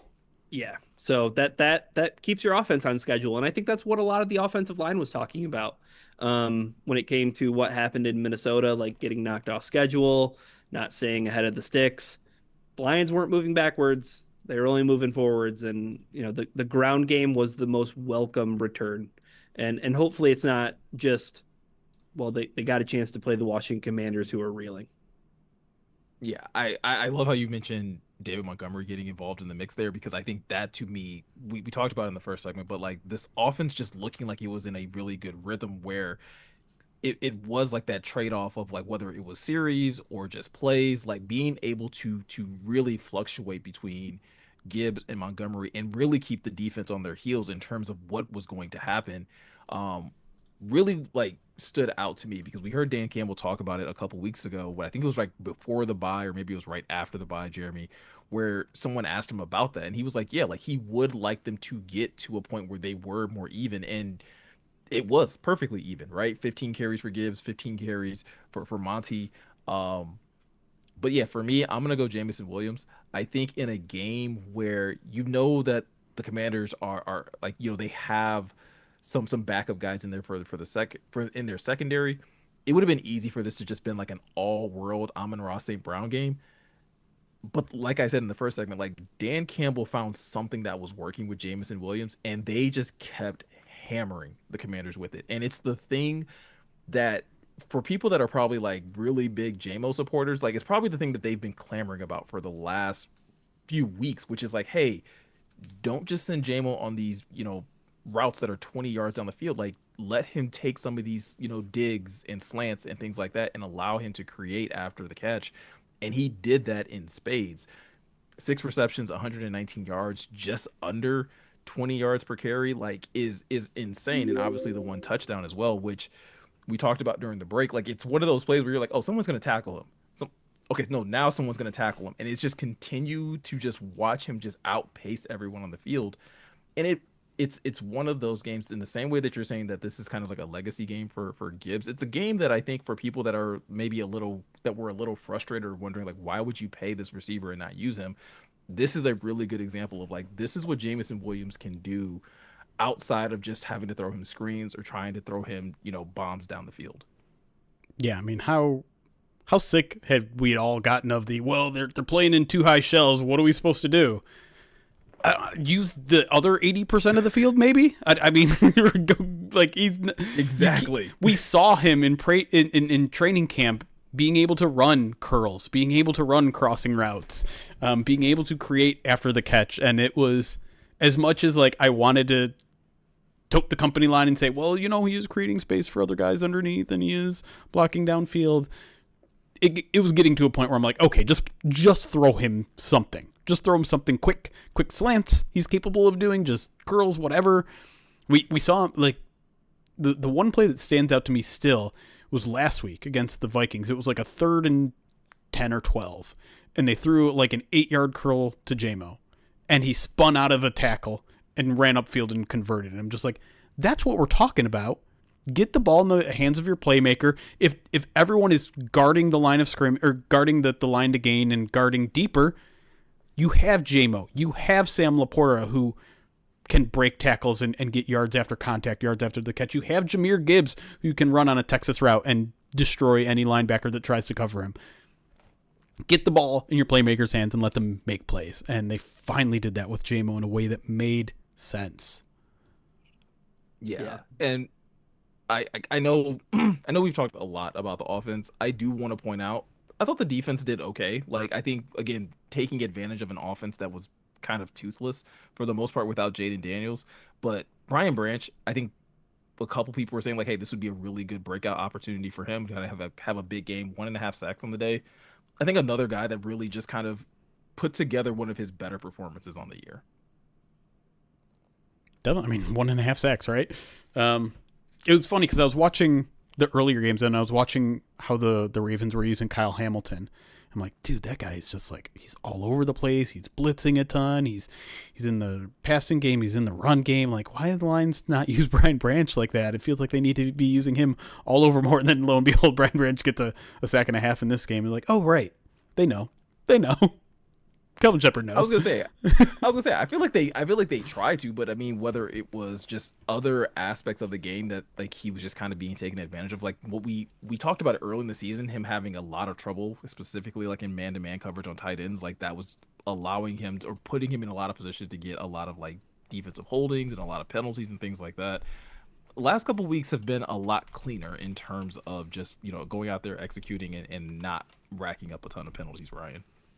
Yeah, yeah.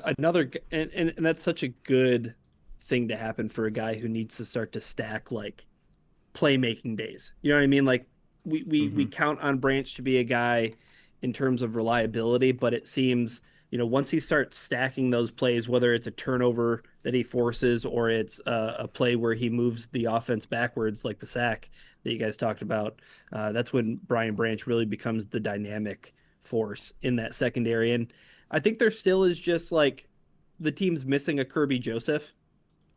The team's Yeah. missing a Kirby Joseph. The team's missing a DJ Reed. And I know we're going to talk about, Terry and Arnold here in a moment, but I do want to highlight a guy that I feel like I always talk about because I might have an obsession with Roy Lopez, but Roy Lopez and Yeah. his run defense. Like, Hmm. just to put this into context, and I know he got a shout out from Dan Campbell. Roy Lopez was in for 9 snaps in run defense.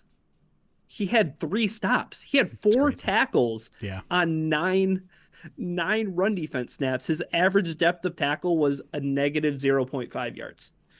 He was awesome. Yeah, he was a wrecker in a way that he did not allow Washington to stay on schedule at certain points. And I thought the Lions defense in general did a pretty good job of getting Washington into moments where it's like they had to make up yardage. And they ended up making up yardage in some ways on some drives and in some spots. But like for the most part, Jeremy, I felt like the Lions defense did a pretty good job at making sure the Commanders were playing in second and longs and third down situations.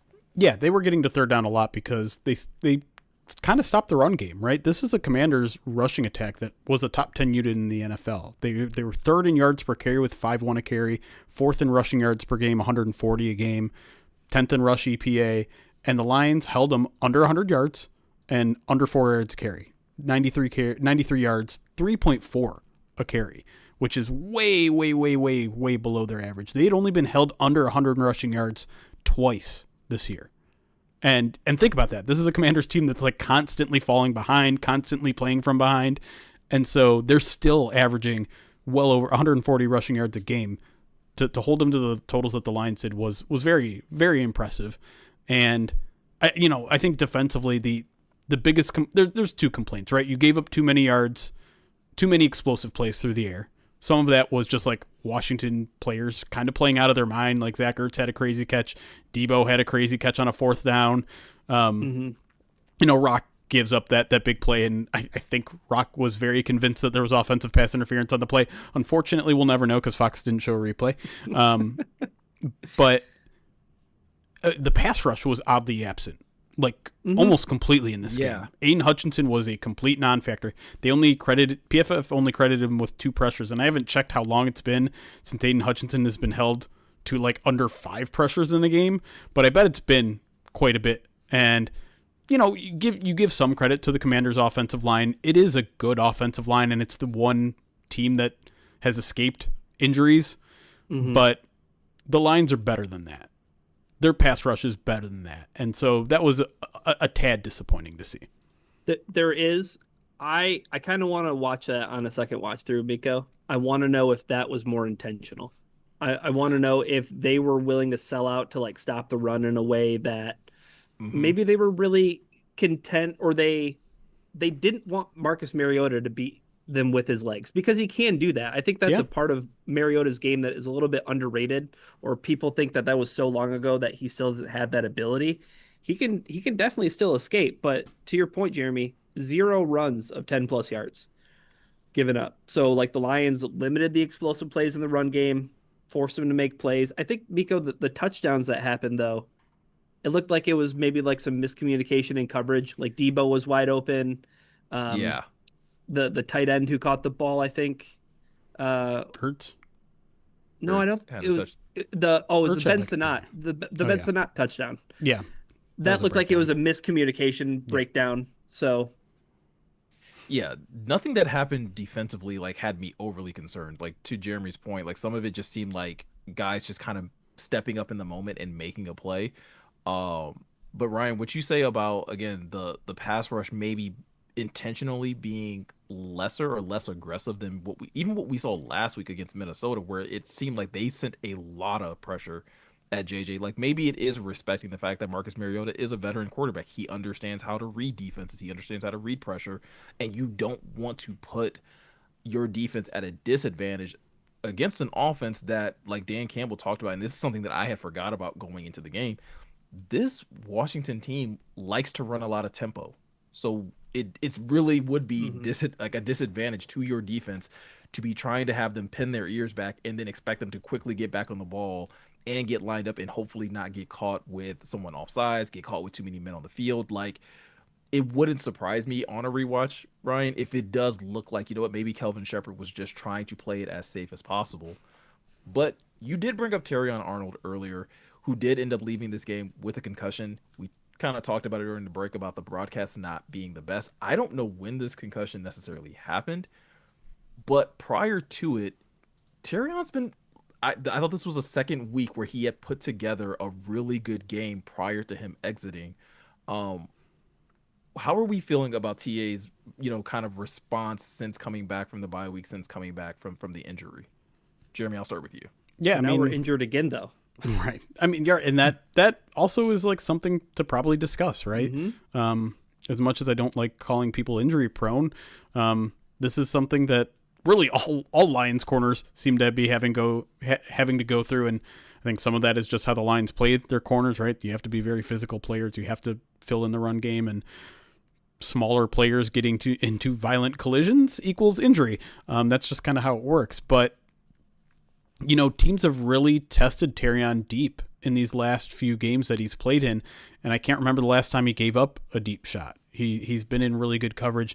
I think the first time they tested him deep, like it was very close to being a little too handsy, but he did turn his head, and I think that helps. I think refs give a little bit more leeway if you do turn your head at any point. The second one was just like absolutely perfect coverage, picture perfect.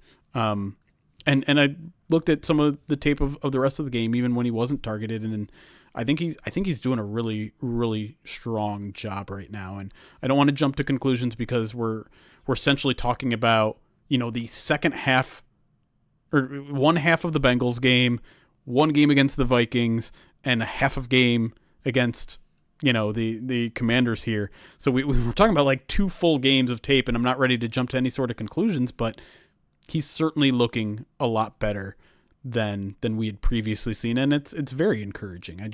I hope he can get back on the field. I hope he can stay on the field, and I hope this small trend becomes a big one. Ryan, any thoughts on TA? The greatest ability remains availability. And like while the play has been encouraging and he's made plays and he's looked better in coverage and spots, you just need to see more of it. You want to see him stack days. You want to see him stack performances. You want to see him, and it just comes back to like the quarterback position in general. Like it's a position that's so predicated on confidence and playing with confidence and not being fearful. When you see the game that he has in run defense last week against the Vikings, and then you see him play well against Washington only to have it derailed by an injury, it's like, man, 1 step forward, 2 steps back kind of thing. Hopefully it doesn't keep him away from the field because that's where he needs to be. He needs to be out there. I think ultimately at the end of the day, we can all agree that having Terrion Arnold out there at cornerback is going to be better for this secondary, like full stop. Yeah. So he just needs to be out there. Really quick, just because I want to go back to the conversation really quick, and then sorry, Miko, because you mentioned maybe the Lions were a little bit more conservative on this day. Something to back that up. Lions only blitzed on 23.1% of snaps in this game, which was the 6th lowest rate of Week 10. They're typically in the top 10. I think they're top 11 for the season at like 29. So a significant decrease in aggressiveness in terms of blitz. So maybe that's why some of the pressure numbers aren't impressive, but I have to imagine they'll probably crank it up a little bit more in the future here. I was gonna say in the next couple of weeks it may be pretty advantageous for them to do so, and I think the same thing with when we're talking about Terrion Arnold being on the field and being available. These next couple of weeks, it is going to be very vital that he is, out there, especially if you're still going to be missing, DJ Reed. Depending, like hopefully the Lions get Kirby back this week against Philadelphia, but you're going to need your best players out there. Um, Speaking of Philadelphia, and speaking of just like the NFC as an overall whole, like the Lions now moved to 6-3. I believe the last time I checked, they're at like the sixth seed, Yep. currently being slotted for the playoffs. We talked about this obviously, during the bye week, but just overall looking at the landscape of the NFC, how are we still feeling, after week 9? Clearly the Bears are also 6-3 on the season. The Packers play tonight, but they currently have a lead in the NFC North.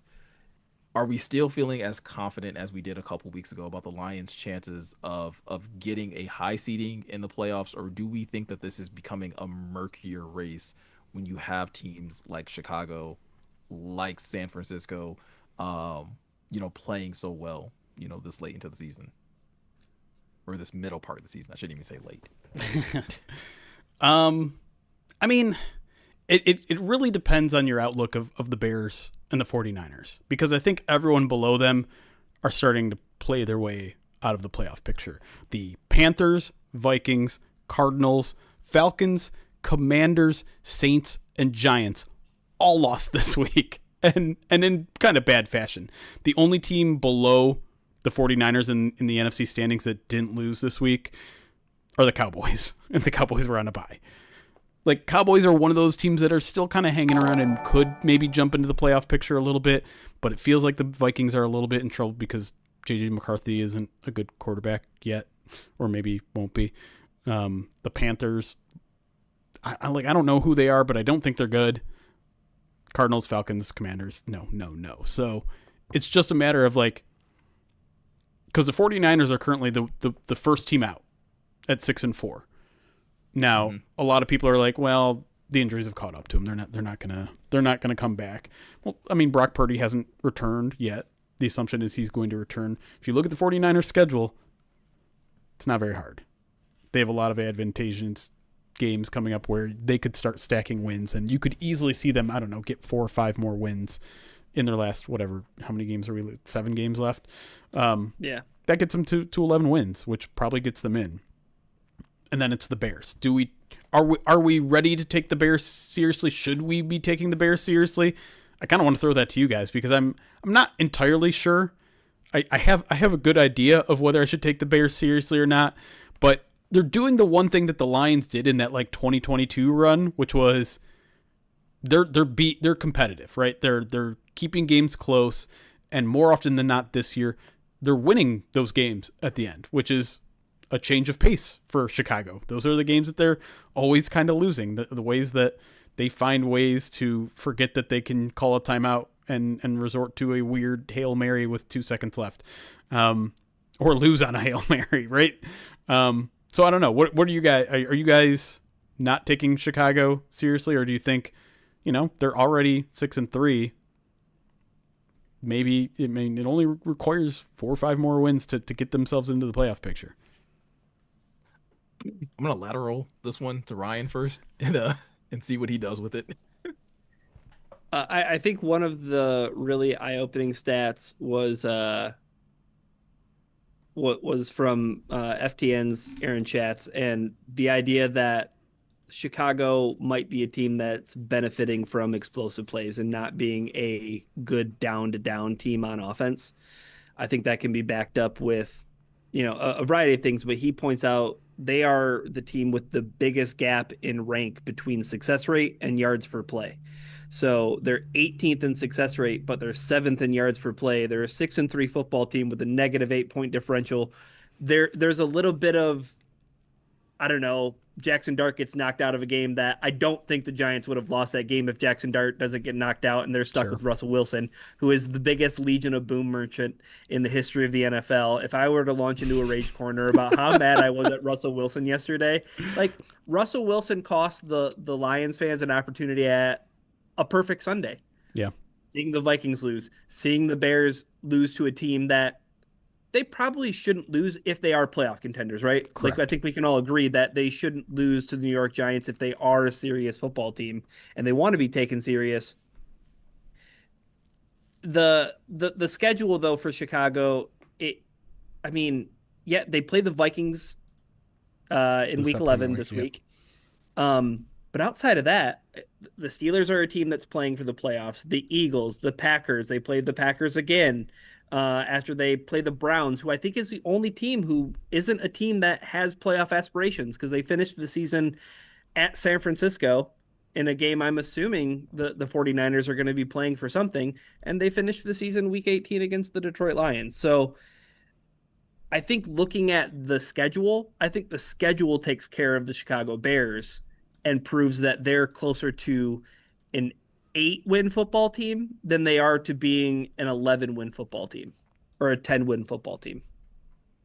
Yeah, I think it would be fair to say that the Chicago Bears are probably ahead of schedule of where people probably thought they would be at the beginning of the season.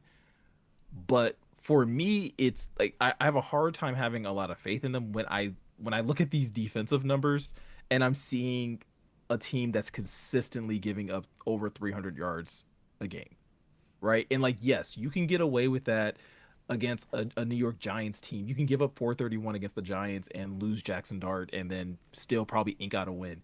You can do that against the Cincinnati Bengals, who is trotting out old man Joe Flacco and seems to have a defense of ghosts that don't know how to make plays.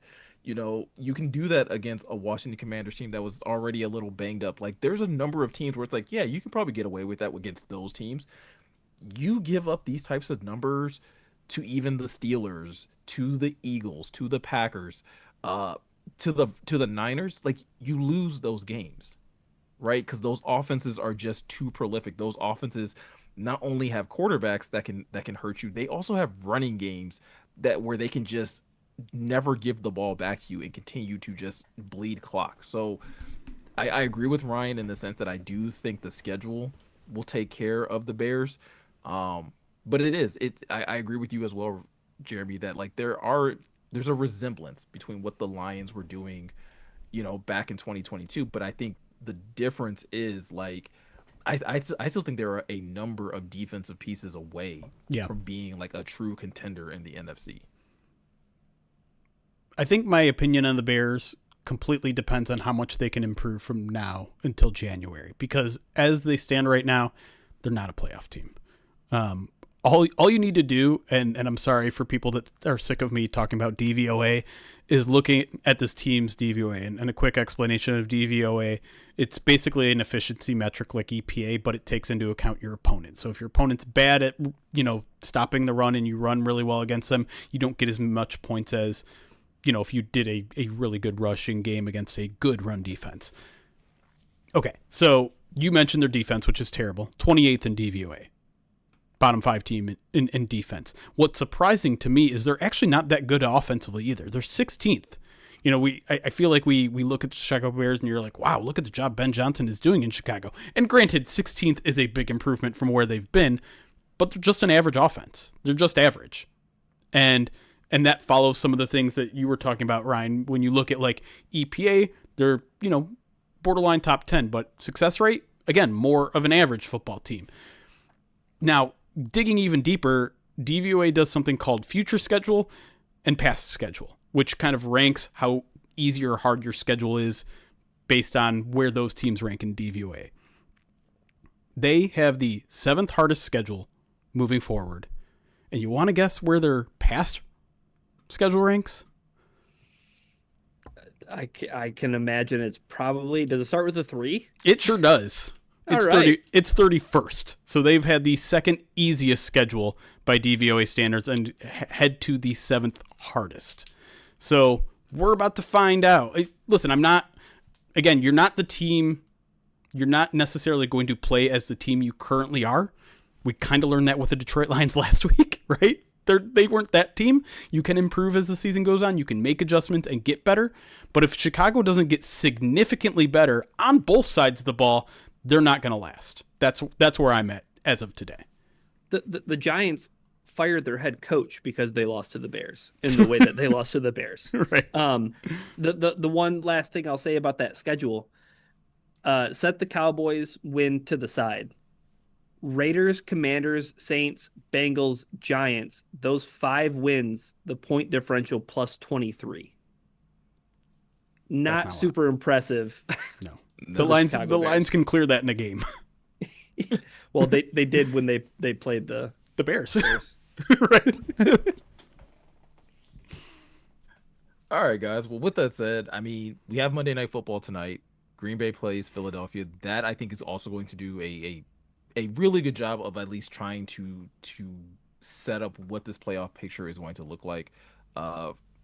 For the NFC, obviously, with however that game plays out, the Lions still have to play Green Bay one more time. They still have to play Philadelphia this week, and I think as much as we're saying like, hey, the Bears are going to have to be able to prove it these next 7 games or so, I think the Lions have to do the same thing. They have to show that what we saw on Sunday against the Commanders is something that is sustainable, that Dan Campbell can continue if he is going to be holding the reins, calling plays for this offense, that they can continue to be unpredictable and that they continue to find success in both the run and the pass game. And I think even from a defensive standpoint, yeah, we think there is probably some schematic things that cause them to be less aggressive. It's going to be very important these next few games against the next few matchups the Lions have to see if Kelvin Shepherd can keep this defense unpredictable and really rattle opposing offenses, so that they can end up finding themselves in an advantageous situation come playoff time. But with that said, do you guys, Jeremy, any announcements before we get out of here? Nope, just our normal array of podcasts this week. I think we're going to record midweek mailbag Tuesday evening. If you want to join us live, we'll have First Bite live again this week, probably with our good friend Brandon Lee Gowden, but I need to give him some time to pull out of Monday Night Football and all that sort of stuff. But that'll be live either Wednesday or Thursday night. Come join us for that. Yeah, and then obviously Madden Sim Saturday mornings. Yep. Before that, Before the Roar will also drop this week. Whichever day midweek mailbag doesn't drop is the day that you can expect Before the Roar as well. So with all that said, if you guys are looking for any more additional Lions news, I believe there was a signing that the Lions made to their practice squad to a familiar face. So if you haven't heard about that, definitely head over to pridedetroit.com to get all the latest information on that signing. And any other news related to the Detroit Lions. And if you are interested in checking out the live stream as we are doing this podcast, you can always do that at twitch.tv/pridedetroit or youtube.com/pridedetroit. So yeah, with all that said, I'm Miko, he's Jeremy, he's Ryan. Thank you guys for taking the time to watch and listen, and we'll see you guys in the next one. Recording stopped. Boom. All right. Because it's very close to Monday Night Football time, I think I want to jump right into the Wheel of Pain, if that's okay with everybody. Let's do it. That's great with me. Vegemite. No, I've already done 2. 2 out of the 4 have been Vegemite. What are the other 2? Has it been 3? That's great. I have to run 2 miles. Ryan has to eat 50 nuggets. That's 3 spoonfuls of Vegemite seem like a good equivalent. Why does it feel like we've only done 3? I did Vegemite twice. I did Bean Boozled once. Was there? Or did I do Bean Boozled twice? No, we did crickets. We did bugs. We did bugs the 4th time. That's what it was. All right, but we're going to keep it, I think, as it stands here. So Bean Boozled, 10 up downs, push-ups until I get tired. And I... This is going to sound like the saddest sentence ever, but I went bowling on Saturday, and I know my shoulder and arms are still sore. That's not embarrassing. I felt that over the summer. It feels embarrassing. So push-ups might be a little bit harder than normal. A spoonful of mustard and a spoonful of Vegemite. I'm not going to say which one I don't want to do, because last time I did it, it immediately showed up. So we are just going to spin this thing and hope for the best.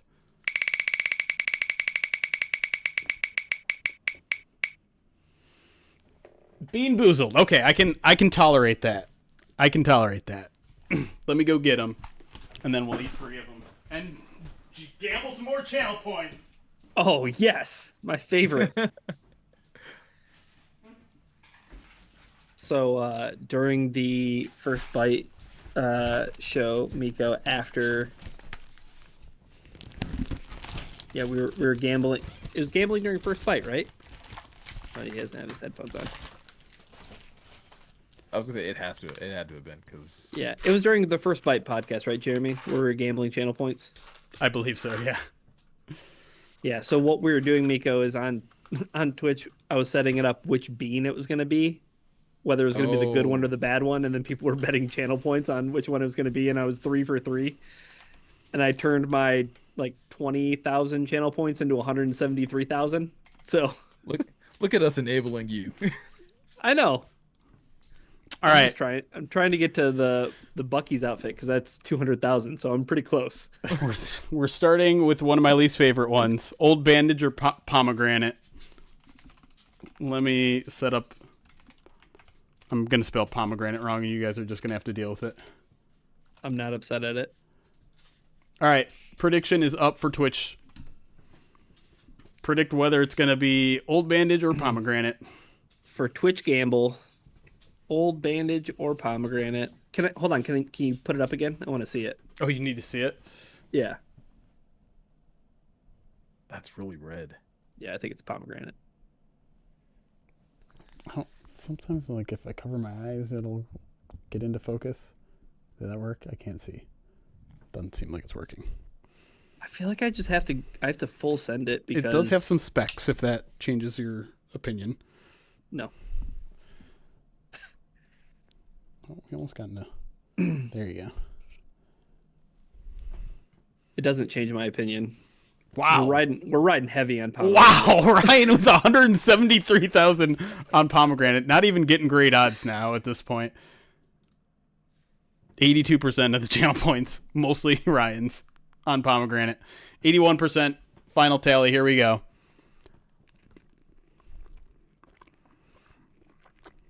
It is Old Bandage.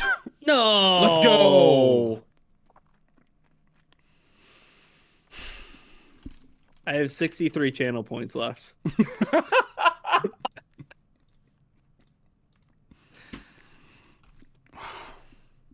God, I hate this one so I have much. 321,000. Ryan just donated all of his channel points to chat.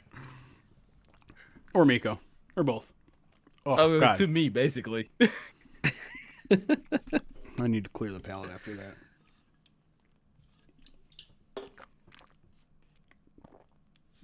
All right, this one is either toasted marshmallow or stink bug. Before we get to that real quick, did we see that Chris Shepard redeemed Miko's Bucky onesie? He said for next stream. Okay, I got you. All right, what do we have? I only have 75 channel points, but I want to spend them. All right. Up now, toasted marshmallow or stink bug. Again, if this influences you at all.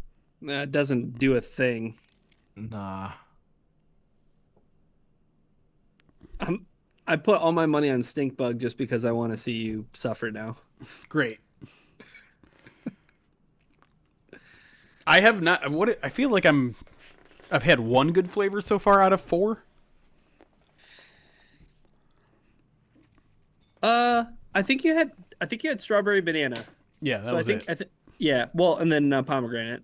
No, that Or was no, not you had old pomegranate. bandage. Yeah. Well, I wanted it to be pomegranate. You did. You tried to I'm manifest still it. stuck. I'm still stuck on it being pomegranate. All right, you guys got 13 seconds left. Oh, God. Old Bandage just has this weird, like, metallic taste to it. Good. That sucks. All right, here we go. Scab. Almost a 50-50 split here on channel points, so one side is going to almost double up here. Marshmallow, stink bug, here we go.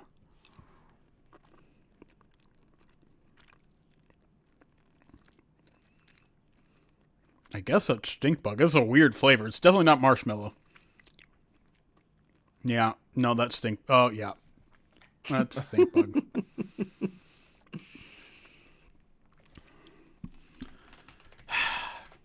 Dear Lord. Well, I hope you're happy. Because we're finishing with another one that is one of my least favorites. Oh. It's either dead fish or strawberry banana. Oh. Please, give me strawberry banana again. Oh. And of course, it's all in my teeth.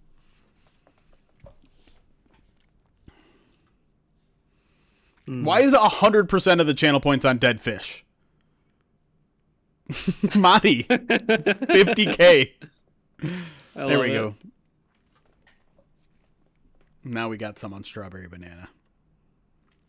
Dang, 200K. How am I not myself? Now it's 75% picking strawberry banana. Oh, Monty Duati, 50K on dead fish. Now we're almost 50-50. Another double up opportunity here for chat.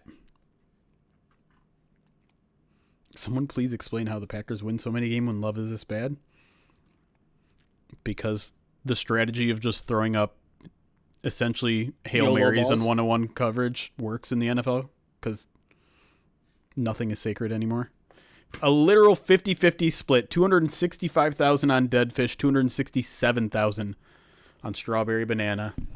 Let's finish this up. Let's go.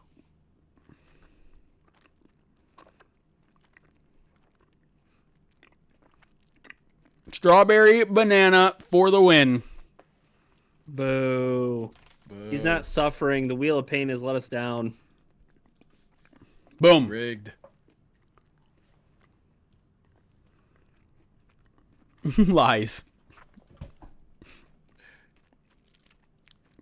All right. We did it, chat. $5 super chat from Rise the Beast says, did you get my PayPal yet, Jeremy? Haven't gotten my channel points yet? I'm not sure what you're referencing, Rye. I don't think I've gotten... You out here selling channel points? I'm not... Is that a joke? I can't give anyone channel points. I can award winners, but all of the channel point redemption stuff have been given back. Oh, God. Just in my teeth. I'm sick of it. Has the game started yet? Yeah, I saw Yeah, someone Pat- say that. Yeah, Jordan Love took a sack and he just threw up a YOLO ball on 3rd and 20, and it got broken up. So they're on the Eagles side of the field. They're either they're on the Packers 49 or on the Eagles 49. They're on the Eagles 49. What about on the 4th punt? and 20. Okay. Yeah, it's 4th and 20. So Okay. but Quinyon Mitchell got hurt on the play. Oh. How hurt? He walked off, but he was down for a minute. Okay. Sack of the Pack, thank you for 6 months. Subscribe to the channel, and I think it's about time to go. Guys, enjoy the Monday night game. We'll be back probably tomorrow night for midweek mailbag and other stuff later in the week. Thank you for all the people who donated. The $44 donations were awesome. Everyone else who helped, everyone who sends us stuff, that's super cool, and I don't want to ever lose sight of how neat it is that you guys just want to send us stuff sometimes. So thanks for everything. We'll get going on some of these raffles, auctions in the upcoming weeks here as we move on to the 2nd, 3rd of November and all that fun stuff. But anything else before we need to go, Andy Reid? You want to say something about cheeseburgers? Oh man, dude, what was he? Fumblerooski. Fumblerooski. Worth it. Absolutely worth it. All right. Bundle Ruski. Yeah, I guess that is. Bundlerooski.